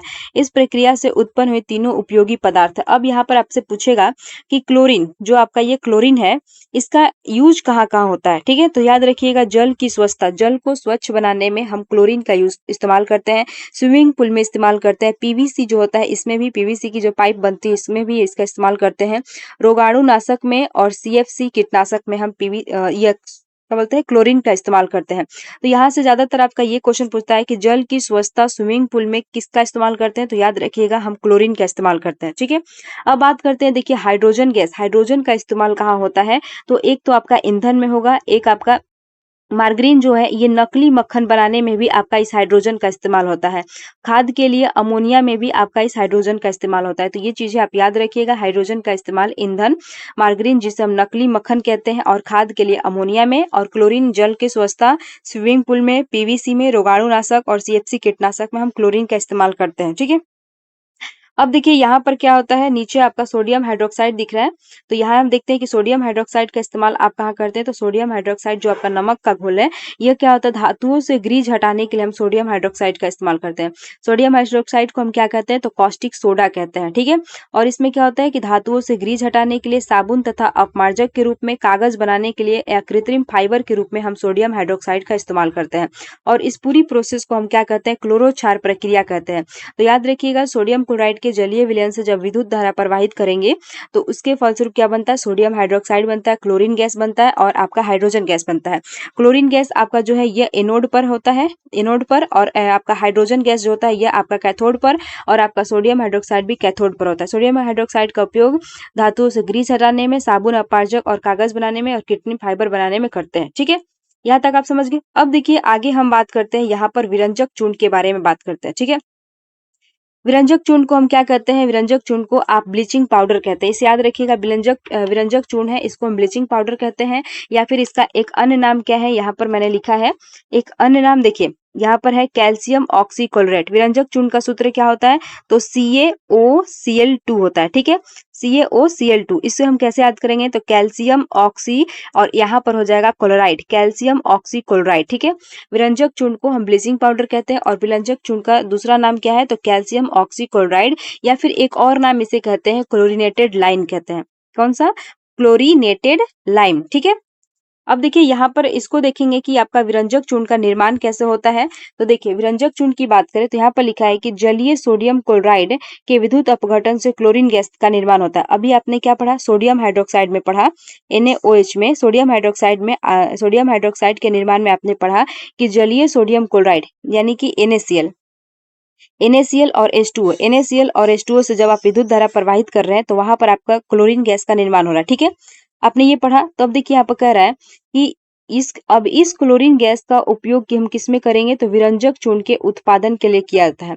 जो सोडियम हाइड्रोक्साइड बनाने के दौरान क्लोरीन गैस निकला है, तो उसी क्लोरीन गैस का उपयोग हम विरंजक चूर्ण के उत्पादन के लिए करेंगे। तो यहाँ पर हम शुष्क बुझा हुआ चूना जिसे हम कैल्शियम हाइड्रोक्साइड कहते हैं, इसे याद रखिएगा फॉर्मूला। कैल्शियम हाइड्रोक्साइड को हम क्या कहते हैं, बुझा हुआ चूना या शुष्क बुझा हुआ चूना, या फिर इसे चूने का पानी भी कहा जाता है। ठीक है, यहाँ पर हो गया, जिसे हम इंग्लिश में क्या कहते हैं, स्लैक्ट लाइम कहते हैं।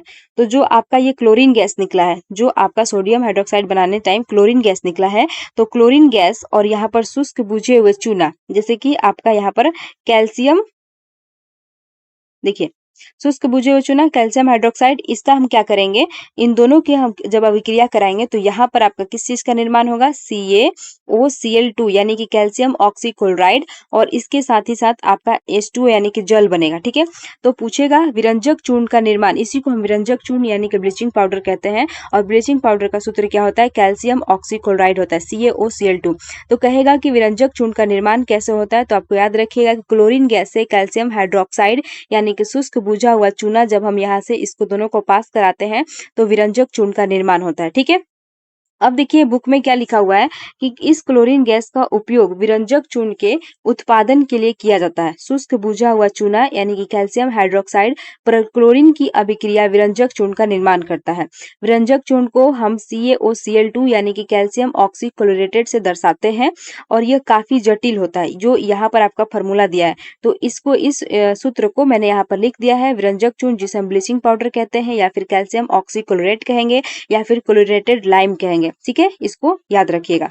अब देखिए यहाँ पर कह रहा है कि विरंजक चूर्ण का आप उपयोग कहाँ करेंगे, तो याद रखिएगा विरंजक चूर्ण का उपयोग हम वस्त्र उद्योग में सूती और लिनन विरंजक के लिए करेंगे, कागज की फैक्ट्री में लकड़ी एवं मज्जा के लिए, और लॉन्ड्री में साफ कपड़ों के विरंजन के लिए करेंगे। ठीक है, और याद रखिए रासायनिक उद्योगों में यह एक उपचायक के रूप में, इस लाइन को याद रखिएगा कि जो विरंजक चूर्ण है यह क्या है, यह ऑक्सीडाइजिंग एजेंट है, यानी कि एक उपचायक के रूप में काम करता है, ऑक्सीडाइजिंग एजेंट के रूप में।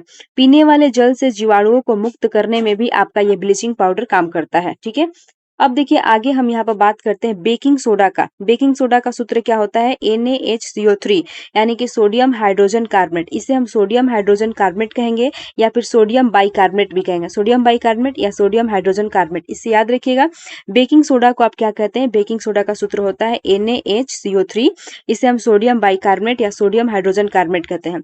आपने क्या पढ़ा था कि इसका इस्तेमाल आपने कहाँ किया था, जब आपको ये डंक मार देती है मधुमक्खी, तो वहां पर हम जो उसमें आपके शरीर में क्या आ जाएगा, फॉर्मिक एसिड आ जाएगा। ठीक है, आपके शरीर में फॉर्मिक या फिर मेथनोइक एसिड आ जाता था, मेथनोइक एसिड आता था, तो उसके उपचार में हम किसका इस्तेमाल करते थे, तो इसी बेकिंग सोडा का, जिसे हम सोडियम बाइकार्बोनेट या सोडियम हाइड्रोजन कार्बोनेट कहते हैं, जिसका सूत्र क्या होता है, NaHCO3 होता है। ठीक है, तो इसका इस्तेमाल करते थे। अब देखिए ये इसमें क्या लिखा हुआ है, यहाँ पर कह रहा है कि बेकिंग सोडा का उपयोग आमतौर पर रसोई घर में स्वादिष्ट खाना, खास्ता, पकौड़े आदि बनाने के लिए किया जाता है। कभी कभी इसका उपयोग खाने को शीघ्रता से पकाने के लिए भी किया जाता है। इस यौगिक का रासायनिक नाम क्या है, सोडियम हाइड्रोजन कार्बोनेट। ठीक है, याद रखिएगा इसे हम सोडियम हाइड्रोजन कार्बोनेट या सोडियम बाइकार्बोनेट भी कहते हैं। इसको बनाने में सोडियम क्लोराइड का उपयोग एक मूल पदार्थ है। देखिए इसको बनाने में भी हमने क्या किया, सोडियम क्लोराइड का उपयोग किया, यानी कि इस साधारण नमक का इस्तेमाल किया। तो साधारण नमक क्या है, बेकिंग सोडा को बनाने के लिए क्या है, कच्चा पदार्थ हुआ। तो देखिए यहाँ पर क्या कह रहा है कि जब हम इसको बनाने के लिए सोडियम क्लोराइड का उपयोग एक मूल पदार्थ के रूप में किया था। अब फिर से हम यहाँ पर क्या करेंगे, सोडियम क्लोराइड का जलीय विलयन लेंगे, जिसमें हम NaCl प्लस H2O और साथ ही साथ यहाँ पर CO2 और NH3 लेंगे। ठीक है, CO2 भी लेंगे और NH3 यानी कि अमोनिया को लेंगे। NH3 इसको बोलते हैं अमोनिया को। ठीक है, तो याद रखिएगा हम यहाँ पर सोडियम क्लोराइड का जलीय विलयन लेंगे, साथ ही साथ यहाँ पर CO2 लेंगे, और यहाँ पर क्या लेंगे, अमोनिया को लेंगे। ठीक है, इसके फलस्वरूप क्या बनता है, तो अमोनियम क्लोराइड बनता है, और यहाँ पर NaHCO3 यानी कि सोडियम हाइड्रोजन कार्बोनेट बनता है। इस प्रोसेस को आप याद रखिएगा। बेकिंग सोडा बनाने के लिए सबसे पहले हम साधारण नमक का जलीय विलयन लेंगे, साथ ही साथ कार्बन डाइऑक्साइड और अमोनिया को लेंगे। ठीक है, इसके फलस्वरूप आपका NH4Cl यानी कि अमोनियम क्लोराइड बनता है, और इसके बाद सोडियम हाइड्रोजन कार्बोनेट बनता है। ठीक है, अब देखिए यहाँ पर फिर से हम क्या करेंगे, इसके बाद फिर से क्या किया था कि सोडियम हाइड्रोजन कार्बोनेट के pH का मान की जांच की थी। ये देखिए सोडियम हाइड्रोजन कार्बोनेट जो होता है यह एक दुर्बल असंक्षारक क्षारीय होता है। ठीक है, अब देखिए ये सोडियम हाइड्रोजन कार्बोनेट जो आपने अभी पढ़ा, जो आपका ये सोडियम हाइड्रोजन कार्बोनेट है, इसका उपयोग एक अम्ल को उदासीन करने में किया जाता है। अभी मैंने बताया कौन सा अम्ल, तो मिथनोइक अम्ल और फॉर्मिक अम्ल को उदासीन करने के लिए हम इसी सोडियम हाइड्रोजन कार्बोनेट का उपयोग करते हैं, जिसे हम बेकिंग सोडा या फिर सोडियम बाइकार्बोनेट भी कहते हैं। ठीक है, ये क्या है, ये आपका दुर्बल असंक्षारक क्षारीय लवण है। यहाँ तक समझ गए, क्षारीय क्या है, ये क्षारीय लवण है। अब देखिए यहाँ पर क्या होता है, अब फिर से हम क्या करेंगे, इस सोडियम हाइड्रोजन कार्बोनेट में फिर से इस सोडियम हाइड्रोजन कार्बोनेट को हीट देंगे, क्योंकि देखिए अभी आपने क्या पढ़ा, सोडियम हाइड्रोजन कार्बोनेट को हम क्या कहते हैं, बेकिंग सोडा कहते हैं। और बेकिंग सोडा का इस्तेमाल आप रसोई घर में खास्ता बनाने के लिए करते हैं। ठीक है, तो जब भी आप खास्ता बनाने का इस्तेमाल करेंगे, तो जब इसमें ये भोजन में मिलाएंगे, तो आप बनाएंगे भोजन, तो ये भोजन क्या होगा, गर्म होगा। गर्म होगा तो सोडियम हाइड्रोजन कार्बोनेट को जब उष्मा दी जाती है, तो ये किस में टूटता है, ये आपका सोडियम कार्बोनेट और यहाँ पर H2O और कार्बन डाइऑक्साइड में टूटता है। ठीक है, तो याद रखिएगा। देखिए जब पकौड़ी बनाते हैं तो वो खास्ता और फूला हुआ कैसे होता है, मैंने आपको पीछे पढ़ाया था कि कार्बन डाइऑक्साइड क्या होता है, इसकी वजह से आपका कोई भी चीज क्या होता है, फूल जाता है। इसका उपयोग बेकरी उद्योग में भी किया जाता है। देखिए कार्बन डाइऑक्साइड ये हो गया। अब देखिए यहाँ पर किण्वन में आपका ये मदद करता था कार्बन डाइऑक्साइड, जो आपने पहला चैप्टर में पढ़ा था। तो देखिए इसको एक बार फिर से समझ लेते हैं। जो बेकिंग सोडा है, जिसका सूत्र क्या है, NaHCO3, इसको हम लोग सोडियम बाइकार्बोनेट या सोडियम हाइड्रोजन कार्बोनेट भी कहते हैं। इसका उपयोग आप रसोई घर में स्वादिष्ट खाना पकौड़ा बनाने में, जो भी है खास्ता पकौड़ा बनाने में करते हैं। यह खाने को शीघ्रता से पकाता है। जो आप इडली का बैटर तैयार करते हैं, उसमें क्या करते हैं, बेकिंग सोडा आप लोग डाल देते हैं, ताकि ये क्या होता है कि वो जल्दी से खास्ता बने, जो आपका इडली है वो खास्ता बने और जल्दी बने। ठीक है, तो खाने को शीघ्रता से पकाने के लिए भी आप इसमें बेकिंग सोडा मिलाते हैं। अब देखिए इसका रासायनिक नाम क्या होता है, सोडियम हाइड्रोजन कार्बोनेट होता है। यहाँ पर देखिए, यहाँ पर आप सोडियम क्लोराइड के जलीय विलयन में जब कार्बन डाइऑक्साइड और अमोनिया को मिलाते हैं, तो अमोनियम क्लोराइड और आपका सोडियम हाइड्रोजन कार्बोनेट बनता है। ठीक है, अब इस सोडियम हाइड्रोजन कार्बोनेट को जब आप भोजन में मिलाते हैं, तो भाई वो गर्म होगा। ठीक है, जैसे ही गर्म होगा तो ये सोडियम कार्बोनेट H2O और या CO2 में क्या होता है, टूट जाता है। ठीक है, अब देखिए यहाँ पर CO2 का निर्माण होता है, इसको भी आगे पढ़ेंगे क्या होता है। अब देखिए सोडियम हाइड्रोजन कार्बोनेट ये हो गया, ये क्या है, दुर्बल असंक्षारीय क्षारीय लवण है। इसका उपयोग अम्ल को उदासीन करने, कौन सा अम्ल, तो आपका मेथनोइक अम्ल और फॉर्मिक अम्ल, जो आपके चींटी के डंक में होता है। अगर चींटी आपको काट लेती है, तो इसी सोडियम हाइड्रोजन कार्बोनेट यानी कि बेकिंग सोडा का इस्तेमाल आप करते हैं, क्योंकि ये क्या है, ये क्षारीय लवण होता है। कैसा लवण है, तो ये आपका क्षारीय है। ठीक है, अब आगे देखिए यहाँ पर कह रहा है कि सोडियम हाइड्रोजन कार्बोनेट का उपयोग हमारे घरों में अनेक प्रकार से होता है। तो यहाँ पर हम देखेंगे, अभी तक आपने बेकिंग सोडा पढ़ा, तो बेकिंग सोडा से बेकिंग पाउडर कैसे बनाएंगे। ठीक है, हम यहाँ पर जानेंगे कि बेकिंग सोडा से बेकिंग पाउडर हम कैसे तैयार करेंगे। तो देखिए यहाँ पर आपको लिखा है टार्टरिक अम्ल। देखिए बेकिंग सोडा हम बात करते हैं, sodium hydrogen carbonate NaHCO3, sodium hydrogen carbonate में हम अगर टार्टरिक अम्ल मिला देते हैं, टार्टरिक अम्ल क्या होता है, टार्टरिक अम्ल मिलाएंगे तो ये क्या होता है, ये आपका बेकिंग पाउडर बन जाएगा। ठीक है, ये आपका बेकिंग पाउडर बन जाएगा। तो एग्जाम में क्वेश्चन पूछेगा कि बेकिंग सोडा को बेकिंग पाउडर बनाने के लिए हम क्या करते हैं, तो हम सोडियम हाइड्रोजन कार्बोनेट में टार्टरिक अम्ल को मिलाएंगे। तो ये इसका क्या होता है, यह एक मंद खाद्य अम्ल का मिश्रण हो जाता है। जो बेकिंग पाउडर को गर्म किया जाता है या जल में मिलाया जाता है, तो निम्न अभिक्रिया होती है, यह अभिक्रिया दिया है। तो आपको याद रखना हो कि बेकिंग सोडा से बेकिंग पाउडर बनाने के लिए हम ये जो आता है बेकिंग सोडा में टार्टरिक अम्ल मिला देंगे। ठीक है, कौन सा अम्ल मिलाएंगे, तो यही टार्टरिक अम्ल मिलाएंगे, तो ये बेकिंग पाउडर बन जाएगा। ठीक है, अब देखिए यहाँ पर लिया है सोडियम हाइड्रोजन कार्बोनेट और यहाँ पर H+ आयन लिया हुआ है। इसमें क्या होता है, CO2 H2 और यहाँ पर सोडियम अम्ल का सोडियम लवण है, इसका ये है। चलिए आगे हम देख लेते हैं। यहाँ देखिए क्या कह रहा है कि इस अभिक्रिया से उत्पन्न कार्बन डाइऑक्साइड के द्वारा पावरोटी एवं केक के खमीर उठाया या फूल उभर जा सकता है। मैंने क्या बताया कि जो आपका कार्बन डाइऑक्साइड है, देखिए किण्वन जो गैस होता था, किण्वन में हम किसका इस्तेमाल करते थे, फर्मेंटेशन में, यहाँ पर कार्बन डाइऑक्साइड का। कार्बन डाइऑक्साइड क्या करता है कि यह क्या किसी भी चीज को फुला देता है। ठीक है, तो कार्बन डाइऑक्साइड के द्वारा पावरोटी केक में खमीर उठाया या फूला जाता है। तो ये क्या होता है, मुलायम और स्पंजी होते हैं, किसके कारण, तो यही कार्बन डाइऑक्साइड के द्वारा होता है। इस चीज को आप याद रखिएगा। ठीक है, अब देखिए ये जो कार्बन डाइऑक्साइड निकला है, तो यहाँ पर आपको दिख रहा होगा, यहाँ पर आपको दिख रहा है, यहाँ पर जब आप बेकिंग पाउडर भोजन में डालते हैं, तो उसके फलस्वरूप क्या होता है, कार्बन डाइऑक्साइड बनता है। ये जो कार्बन डाइऑक्साइड है, इस कार्बन डाइऑक्साइड क्या करता क्या है, तो ये जो आपका भोजन है उसको क्या करता है, मुलायम और स्पंजी बनाता है। जो आप पावरोटी या केक बनाते हैं उसको क्या करता है, फूला फूला आपको लगता है, तो इसी कार्बन डाइऑक्साइड की वजह से लगता है। ठीक है, यहाँ कह रहा है कि सोडियम हाइड्रोजन कार्बोनेट एक एंट एसिड का एक संघटक है। एंट एसिड क्या होता है, जो हमारे एसिड, अगर आपके शरीर में एसिड की मात्रा बढ़ गई है तो वहां हम यहाँ पर क्या करते हैं, क्षार का इस्तेमाल कर लेते हैं। देखिए, क्षारीय होने के कारण यह पेट में अम्ल की अधिकता को उदासीन करने में भी आपका राहत पहुंचाता है। इसका उपयोग सोडा अम्ल अग्निशामन में भी किया जाता है। तो याद रखिएगा, जो ये आपका कार्बन डाइऑक्साइड है, कार्बन डाइऑक्साइड एक तो आपका कुकिंग में मदद करता है, भोजन को जल्दी पकाने में, खास्ता बनाने में, पाव रोटी या केक जो भी है इसको क्या करता है, फुलाने में। और दूसरा क्या होता है, आपको मालूम है कि कार्बन डाइऑक्साइड से आग बुझ जाती है, तो अग्निशामक में भी इसका इस्तेमाल करते हैं। इसका उपयोग सोडा अम्ल अग्निशामक में हम लोग करते हैं। ठीक है, कार्बन डाइऑक्साइड का अभी तक समझ गए। अब चलिए हम आगे इसको देखते हैं। अब देखिए, यहाँ पर धोने की सोडा की बात कर रहा है। धोने की सोडा को हम लोग वॉशिंग सोडा कहते हैं, और इसका सूत्र क्या होता है, Na2CO3 होता है। धोने की सोडा यानी कि वॉशिंग सोडा, याद रखिएगा, धोना क्या होता है, वॉशिंग, वॉशिंग मतलब धोना, तो याद रखिएगा धोने की सोडा को हम वॉशिंग सोडा कहते हैं। और इसका सूत्र क्या होता है, sodium carbonate into 10H2O। Sodium carbonate हो गया इंटू 10H2O होता है। अब देखिए, सोडियम कार्बोनेट आया कहाँ से, तो देखिए यहाँ पर क्या कह रहा है, यहाँ पर जब आप इसकी अभिक्रिया कराए थे, सोडियम हाइड्रोजन कार्बोनेट को जब आप उष्मा दिए थे, तो यह क्या होता है, सोडियम कार्बोनेट में टूटा था। यही सोडियम कार्बोनेट आप यहाँ पर लेंगे धोने की सोडा में। तो देखिए यहाँ पर आपका दिख रहा है कि धोने की सोडा यानी कि धवन सोडा का सूत्र क्या होता है, Na2CO3 इंटू 10H2O। तो सोडियम कार्बोनेट वहां पर निकला था, और उसमें हम क्या करते हैं, 10 जल के क्रिस्टलीय अणु मिला देंगे, तो ये धोने की सोडा बन जाएगा, यानी धवन सोडा बन जाएगा, वॉशिंग सोडा बन जाएगा।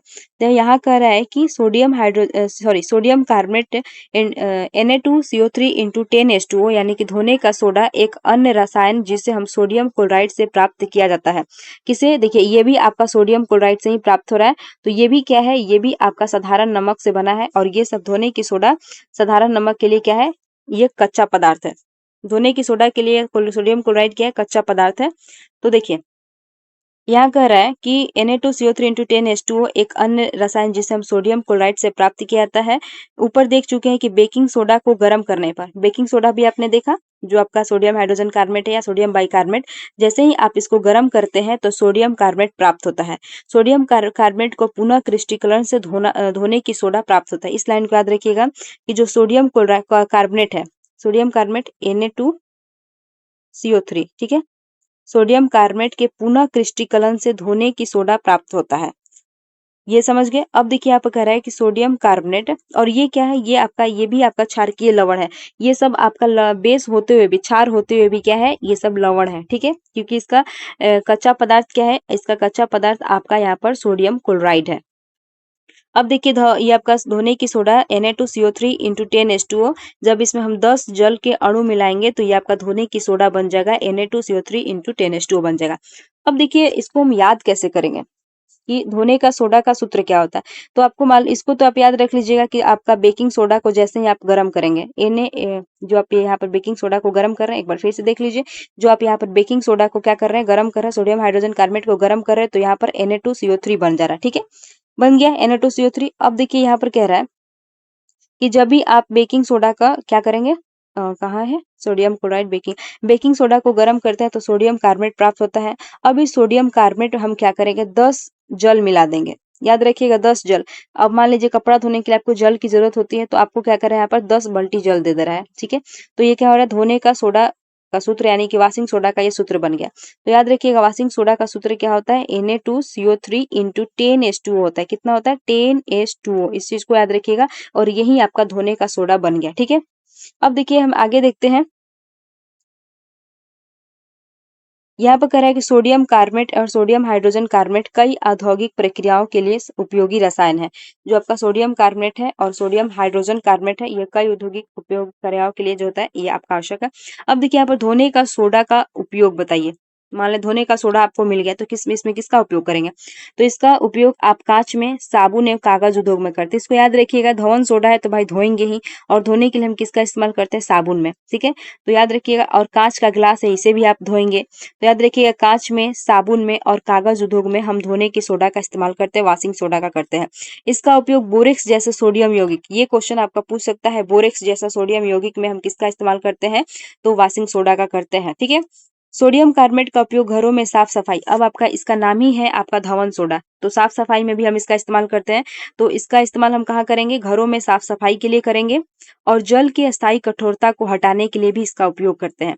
तो सोडियम कार्बोनेट, जिसे हम क्या कहते हैं? Na2CO3 इंटू 10H2O, 10H2O, इसका इस्तेमाल हम कहाँ करते हैं? साबुन में, कांच में, बोरेक्स जैसे सोडियम यौगिक में, घर की साफ सफाई में और जल की अस्थायी कठोरता हटाने में हम इस धोने की सोडा यानी धवन सोडा का उपयोग करते हैं, ठीक है। अब देखिए आगे इसको हम देखते हैं। आगे कह रहा है कि क्या लवण के क्रिस्टलीकरण वास्तव में शुष्क होते हैं? अब देखिए, हम क्रिस्टल किसे कहते हैं? तो नीचे देखिए आपको दिया है, देखिए यहाँ कह रहा है कि शुष्क दिखने वाले कॉपर सल्फेट क्रिस्टल में क्रिस्टलन का जल होता है। जैसे कि मान लेते हैं आपके पास अभी आपने देखा Na2CO3 इंटू क्या होता है? 10H2O। अब इसमें पूछा जाए कि यहाँ पर जल के कितने क्रिस्टल मौजूद है, तो आप कहेंगे 10, क्योंकि यह क्या है? ये फिक्स है कि जो आपका वॉशिंग सोडा होता है उसमें आपका 10 ही अणु रहेंगे जल का, तो ये क्या है? फिक्स्ड है, और इसी को हम क्या कहते हैं? क्रिस्टल कहते हैं। कितना अणु है? जल के कितने अणु है उसको हम क्या कहते हैं? क्रिस्टल कहते हैं। अब भी देखिए इसको हम देखते हैं, तो यहाँ कह रहा है कि शुष्क दिखाने वाले कॉपर सल्फेट क्रिस्टलों में क्रिस्टलन का जल होता है। जब हम क्रिस्टल को गर्म करते हैं तो यह जल हट जाता है एवं लवण का रंग श्वेत हो जाता है, ठीक है। जैसे ही आप इस जल को गर्म करेंगे, क्रिस्टल के जल को गर्म करेंगे, तो यह जल हट जाता है और लवण का जो रंग होता है वो श्वेत हो जाता है। इस चीज को आप याद कर लीजिए। कह रहा है कि आप क्रिस्टल को पुनः जल में भिगोते हैं तो क्रिस्टल का रंग जो होता है नीला, वापस से क्या हो जाएगा? नीला हो जाता है। जब आप क्रिस्टल के जल को गर्म करेंगे तो यह क्या होता है? श्वेत कलर का हो जाएगा, जल हट जाएगा तो। और जब आप क्रिस्टल को पुनः जल में भिगोएंगे तो क्रिस्टल का रंग जो होता है नीले रंग वापस आ जाता है, ठीक है। जल में भिगाने पर क्या होता है? नीला रंग आ जाता है, और जब इसे आप गर्म करेंगे तो श्वेत रंग हो जाता है। अब देखिए कह रहा है कि लवण के एक सूत्र इकाई में जल के निश्चित अणुओं की संख्या को हम क्रिस्टलन का जल कहते हैं। यानी कि कोई भी मान लेते हैं, जो आपका धवन सोडा भी पड़े उसमें कितने जल के अणु रहना चाहिए? 10। 10 क्या है? 10 निश्चित है कि वॉशिंग सोडा में आपका 10 ही जल के अणु रहेंगे, तो वो क्या होता है? उसी को निश्चित अणुओं की संख्या को हम क्रिस्टलन का जल कहते हैं। देखिए यहाँ पर कह रहा है कि कॉपर सल्फेट के एक सूत्र इकाई में जल के 5 अणु उपस्थित होते हैं। कॉपर सल्फेट CuSO4, ठीक है। CuSO4 में जल के कितने अणु? तो 5 अणु जल के उपस्थित रहते हैं। अब ये क्या है? तो ये आपका, इसी को हम लोग नीला थोथा कहते हैं। नीला थोथा का सूत्र क्या होता है? कॉपर सल्फेट और जल के 5 अणु, यानी कि CuSO4 इंटू 5H2O, ठीक है। तो याद रखिएगा, जलीय कॉपर सल्फेट का रासायनिक सूत्र होता है CuSO4 इंटू 5H2O, ठीक है। और इसी को हम लोग क्या करते हैं? नीला थोथा कहते हैं। तो आपसे एग्जाम में पूछ सकता है कि नीला थोथा का सूत्र क्या होता है? तो याद रखिएगा, कॉपर सल्फेट इंटू 5H2O, जल के 5 अणु है। और यहाँ पर पूछेगा कि कॉपर सल्फेट में या फिर नीला थोथा में जल के कितने क्रिस्टल मौजूद होते हैं? तो याद रखिएगा 5 क्रिस्टल मौजूद होते हैं, ठीक है, यानी कि 5 जल के अणु मौजूद है। अब देखिए आगे क्या कह रहा है यहाँ पर, आगे कह रहा है कि Na2CO3 इंटू 10H2, ये क्या है? ये आर्द्र है या नहीं? तो ये भाई आर्द्र है, ठीक है। इसे याद रखिएगा, क्योंकि ये भाई जल के क्रिस्टल अणु है, तो ये क्या है? आर्द्र है। यहाँ कह रहा है कि जिप्सम एक अन्य लवण है जिसे क्रिस्टलन का जल होता है, जिसमें क्या होता है? क्रिस्टलन का जल होता है। जो आपका यहाँ पर जिप्सम जो लवण है, इसमें भी क्या होता है? क्रिस्टल के 2 अणु उपस्थित होते हैं। तो ठीक है, यहाँ पर जिप्सम को देखेंगे कि जिप्सम का सूत्र क्या होता है। तो जिप्सम का सूत्र होता है CaSO4 इंटू 2H2O, ठीक है। जिप्सम का सूत्र कितना होता है? CaSO4 into 2H2O। अब याद रखिएगा, नीला थोथा का सूत्र कितना होता है? CuSO4 into 5H2O। नीला थोथा को CuSO4 यानी कॉपर सल्फेट होता है, और आपका जिप्सम का सूत्र यहाँ पर CaSO4 होगा, ठीक है। यहाँ पर याद रखिएगा CaSO4 और इसमें CuSO4 है, दोनों में अंतर आप समझ सकते हैं। इसके बाद देखिए यहाँ पर क्या कह रहा है कि आपका जो जिप्सम है, जिप्सम में भी क्या होता है? क्रिस्टल के जल मौजूद होते हैं। कितने? तो इसमें जल के 2 अणु होते हैं, और नीला थोथा में जल के 5 अणु होते हैं, ठीक है। अब देखिए प्लास्टर ऑफ पेरिस का निर्माण कैसे होता है। तो प्लास्टर ऑफ पेरिस का निर्माण को देखेंगे कि देखिए जब इस जिप्सम को, जो ये आपका जिप्सम है, जब इस जिप्सम को 373 केल्विन पर गर्म करते हैं, याद रखिएगा इसको कि प्लास्टर ऑफ पेरिस का निर्माण कैसे होता है। तो प्लास्टर ऑफ पेरिस का निर्माण होता है कि जब हम जिप्सम को CaSO4 × 2H2O को 373 केल्विन पर गर्म करते हैं तो यह जल के अणुओं को त्याग कर कैल्शियम सल्फेट अर्ध हाइड्रेट या हेमी हाइड्रेट बनाता है। देखिए कैल्शियम सल्फेट अर्ध यानी कि 1/2, ठीक है, तो अर्ध हेमी हाइड्रेट बनाता है। इसे हम क्या कहते हैं, प्लास्टर ऑफ पेरिस कहते हैं। तो अब देखिए यहाँ पर इसको हम इस तरह से याद रखते हैं कि कैल्शियम सल्फेट, ये हो गया कैल्शियम सल्फेट इंटू 2H2O, ठीक है, इंटू 2H2O को जब आप 373 केल्विन पर गर्म करते हैं तो ये क्या बन जाता है, ये आपका यहाँ पर कैल्शियम सल्फेट इंटू ½ H2O बनता है, ठीक है। यही पूछता है कि जो आपका प्लास्टर ऑफ पेरिस है उसमें जल के कितने क्रिस्टल मौजूद होते हैं, तो ½ क्रिस्टल मौजूद होते हैं, 1/2 H2O रहता है, ठीक है। इसी को हम प्लास्टर ऑफ पेरिस कहते हैं। तो जो आपका प्लास्टर ऑफ पेरिस है इसका इस्तेमाल आप कहाँ करते हैं, तो यह टूटी हड्डियों को जोड़ने के लिए करता है, ठीक है। अब देखिए यहाँ पर हम देखते हैं इसके नीचे क्या दिया है कि प्लास्टर ऑफ पेरिस कहते हैं इसे, और इस पदार्थ को डॉक्टर टूटी हुई हड्डियों को सही जगह पर स्थित करने के लिए करते हैं। प्लास्टर ऑफ पेरिस एक सफेद चूर्ण है, ये क्या है, तो ये आपका एक सफेद चूर्ण है, ठीक है, और जो जल में मिलने पर यह पुनः जिप्सम बनकर कठोर पदार्थ बन जाता है। देखिए अब आपसे पूछेगा कि जिप्सम कैसा है, तो जिप्सम आपका कठोर पदार्थ है, जबकि प्लास्टर ऑफ पेरिस क्या है, ये सफेद चूर्ण है। और प्लास्टर ऑफ पेरिस का इस्तेमाल कहाँ करते हैं, तो हम हड्डियों को जोड़ने के लिए, ठीक है। अब जैसे ही आप प्लास्टर ऑफ पेरिस में जल मिलाएंगे तो यह पुनः क्या बन जाएगा, जिप्सम बन जाएगा। देखिए कैसे, ये प्लास्टर ऑफ पेरिस का सूत्र क्या होता है, CaSO4 × ½ H2O होता है, ठीक है। अब इसमें हम जल मिलाते हैं, कितना, तो 1.5 जल मिलाते हैं, ठीक है, 1.5 जल मिलाते हैं तो ये क्या बनता है, ये आपका यहाँ पर आधा ये जल और आधा ये जल दोनों मिलकर क्या बन जाएंगे, दो बन जाएंगे। तो जैसे ही ये 2 बनेगा ये फिर से क्या हो जाएगा, जिप्सम बन जाएगा, ठीक है। तो यही कह रहा है कि जो प्लास्टर ऑफ पेरिस जो आपका ये सफेद चूर्ण है, प्लास्टर ऑफ पेरिस जो सफेद चूर्ण है, जल में मिलाने पर यह पुनः क्या होता है, जिप्सम बनकर कठोर पदार्थ बन जाता है। प्लास्टर ऑफ पेरिस का निर्माण कैसे होता है, तो प्लास्टर ऑफ पेरिस का निर्माण जिप्सम को 373 केल्विन पर गर्म करने पर यहाँ पर प्लास्टर ऑफ पेरिस का निर्माण होता है। प्लास्टर ऑफ पेरिस को आप क्या कहते हैं, कैल्शियम सल्फेट अर्ध हाइड्रेट कहेंगे, या फिर कैल्शियम सल्फेट आपका यहाँ पर हेमी हाइड्रेट कहेंगे। अर्ध क्यों कहेंगे, क्योंकि यहाँ पर आधा ही जल का अणु है। अब देखिए यहाँ पर कह रहा है कि जल की केवल आधा अणु क्रिस्टल के जल के रूप में जुड़ा है, ठीक है। जल का आधा अणु कैसे प्राप्त होगा, तो कैल्शियम सल्फेट के 2 इकाई सूत्र जल के एक अणु के साथ साझेदारी करते हैं और प्लास्टर ऑफ पेरिस का उपयोग, अब देखिए यहाँ पर प्लास्टर ऑफ पेरिस का उपयोग कहाँ करते हैं, तो प्लास्टर ऑफ पेरिस का उपयोग हम खिलौना बनाने में करते हैं, सजावट के सामान के एवं सतह को चिकना करने के लिए किया जाता है। इस चीज को याद रखिएगा कि प्लास्टर ऑफ पेरिस का उपयोग आप हड्डियों को जोड़ने के लिए करेंगे। प्लास्टर ऑफ पेरिस श्वेत कलर का चूर्ण होता है और प्लास्टर ऑफ पेरिस का उपयोग खिलौना बनाने में करेंगे, सजावट में करेंगे, और यहाँ पर सतह को चिकना बनाने के लिए इसका करते हैं, ठीक है। तो ये है आपका plaster of Paris. Plaster of Paris का निर्माण क्या होता है, यहाँ पर जिप्सम को 373 केल्विन पर गर्म करेंगे तो प्लास्टर ऑफ पेरिस बन जाएगा, और प्लास्टर ऑफ पेरिस में पुनः आप जल मिलाएंगे, 1.5 आप जल मिलाएंगे तो यह पुनः क्या होता है, जिप्सम बनकर कठोर पदार्थ बन जाएगा, ठीक है। अब देखिए हमने यहाँ पर और आगे देखते हैं, तो यहाँ पर अब आ गया कि आपने इस चैप्टर से क्या सीखा। यहाँ पर देखिए कह रहा है कि विलयन में एक मिनट, यहाँ पर देखिए कह रहा है कि विलयन में H+ आयन के निर्माण के कारण ही पदार्थ की प्रकृति क्या होती है, अम्लीय होती है, यानी कि जो अम्ल होते हैं वो जल में क्या होते हैं, H+ आयन देते हैं।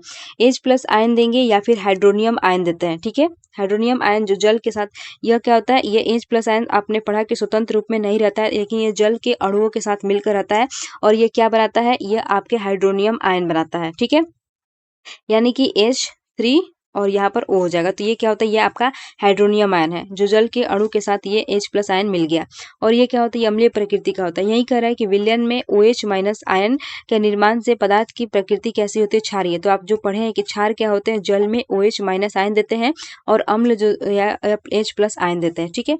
आगे देखिए यहाँ पर कह रहा है कि जब कोई अम्ल किसी धातु के साथ अभिक्रिया करता है, तो वो क्या, देखिए आपने पढ़ा कि जब कोई अम्ल या क्षार, यहाँ पर देखिए ये भी है, जब कोई अम्ल या क्षार अगर किसी धातु के साथ अभिक्रिया करता है तो वो हाइड्रोजन गैस उत्सर्जित करता है और एक क्या होता है, लवण बनाता है। आपने पढ़ा था कि जब हम किसी एसिड या बेस की अभिक्रिया किसी धातु के साथ यानी कि मेटल के साथ कराते हैं तो ये क्या बनता है, हम किसी अभिक्रिया किसी धातु यानी कि मेटल के साथ करते हैं तो ये क्या बनता है, ये आपका साल्ट बनता है और यहाँ पर आपका हाइड्रोजन गैस निकलता है। और इसी हाइड्रोजन गैस को हम किससे चेक कर रहे थे, तो पॉप साउंड टेस्ट के द्वारा चेक कर रहे थे। ठीक है, देखिए नेक्स्ट आपका यहाँ पर क्या कर रहा है कि जब अम्ल किसी धातु कार्बोनेट या धातु हाइड्रोजन कार्बोनेट से अभिक्रिया करता है तो यह क्या बनाता था, यह संगत लवण, कार्बन डाइऑक्साइड गैस और यह जल उत्पन्न करता था। जब आपने पढ़ा कि जो आपका मेटल कार्बोनेट है, मेटल कार्बोनेट या फिर आपका मेटल हाइड्रोजन कार्बोनेट की अभिक्रिया जब हम एसिड के साथ कराते थे तो इस स्थिति में क्या बनता था, इस स्थिति में आपका साल्ट बनता था,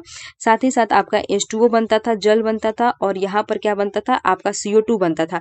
और इसी CO2 से हम किसका चेक करते थे, लाइम वाटर टेस्ट, यानी कि चूने का पानी जो होता है दूधिया हो जाता था। ठीक है, आपको मालूम होगा कि सोडियम कार्बोनेट धातु कार्बोनेट या धातु हाइड्रोजन कार्बोनेट सिर्फ और सिर्फ अम्ल से अभिक्रिया करते हैं। आपने पढ़ा था कि क्षार से अभिक्रिया नहीं करते हैं। ठीक है, अब देखिए आगे क्या कर रहा है कि जल में अम्लीय और क्षारीय विलयन विद्युत का चालन करते हैं। याद रखिएगा, जल में आपका अम्लीय विलयन भी करता है चालन, आपका क्षारीय विलयन भी करता है। ठीक है, क्योंकि यह क्रमशः क्या देते हैं, ये अम्ल जो आपको हाइड्रोजन आयन देता है और क्षार जो होता है यह हाइड्रोक्साइड आयन यानी कि OH माइनस आयन देता है।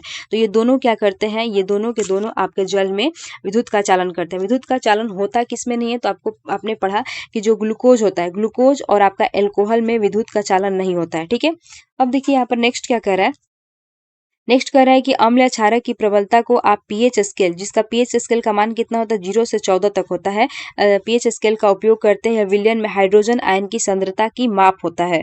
आपने यहाँ पर पढ़ा था कि जो आपका पीएच है, ठीक है, पीएच में पी का मतलब क्या होता है, पीएच में पी का मतलब क्या होता है, पावर होता है यानी कि शक्ति होता है। किसका शक्ति, तो हाइड्रोजन आयन की शक्ति। ठीक है, तो वही कह रहा है। और ये पीएच स्केल कितना होता है, 0 से स्टार्ट होता है और 14 तक जाता है और बीच में जो 7 आता है ये क्या होता है, उदासीन होता है। ठीक है, ये क्वेश्चन एग्जाम में पूछा था कि पीएच स्केल का मान कहाँ से कहाँ तक होता है, तो ऑप्शन में 1 से 14 दिया था। याद रखिएगा 0 से 14 होता है। ठीक है, चलिए आगे देखते हैं। यहाँ पर यह कह रहा है कि एक उदासीन विलयन पीएच का मान 7 होता है, जबकि अम्लीय विलयन पीएच का मान होता है 7 से कम और क्षारीय विलयन 7 से इसका पीएच का मान अधिक होता है। ठीक है, यह कह रहा है सांद्र अम्ल या क्षारक को जल के साथ मिश्रित करने पर यह ऊष्माक्षेपी अभिक्रिया करता है।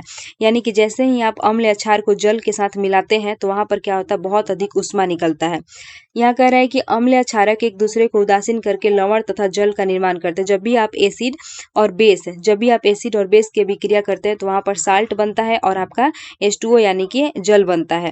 यह कह रहा है कि लवण के एक सूत्र इकाई में जल के निश्चित अणुओं की संख्या को हम क्या कहते हैं, क्रिस्टल का जल कहते हैं। और आपने पढ़ा है कि जिप्सम में कितने क्रिस्टल के जल होते हैं, तो आपके 2 H2O होते हैं। जिप्सम में कितने होते हैं, तो 2 होते हैं। ठीक है, इसके बाद आपने प्लास्टर और पेरिस में क्या पढ़ा, तो इसमें आपके हाफ H2O होते हैं यानी कि हाफ होते हैं, जल के हाफ अणु होते हैं। इसके बाद आपने नीला थोथा में पढ़ा तो उसमें क्या होता है, 5 H2O होते हैं यानी 5 जल होते हैं। इसके बाद और आपने क्या पढ़ा था, इसके बाद आपने वाशिंग सोडा में पढ़ा था तो उसमें कितने होते हैं, तो उसमें 10 H2O होते हैं यानी कि 10। तो ये निश्चित और जल के अणुओं की संख्या को हम क्या कहते हैं, क्रिस्टल का जल कहते हैं। ठीक है, तो ये चैप्टर आपका यहीं पर समाप्त होता है। आपका क्लास 10th का साइंस का दूसरा चैप्टर यहाँ पर समाप्त होता है। मैंने आपको काफी अच्छे से यहाँ से पढ़ा दिया। तो चलिए नेक्स्ट वीडियो में हम नेक्स्ट चैप्टर के साथ मिलेंगे, तब तक के लिए बाय बाय।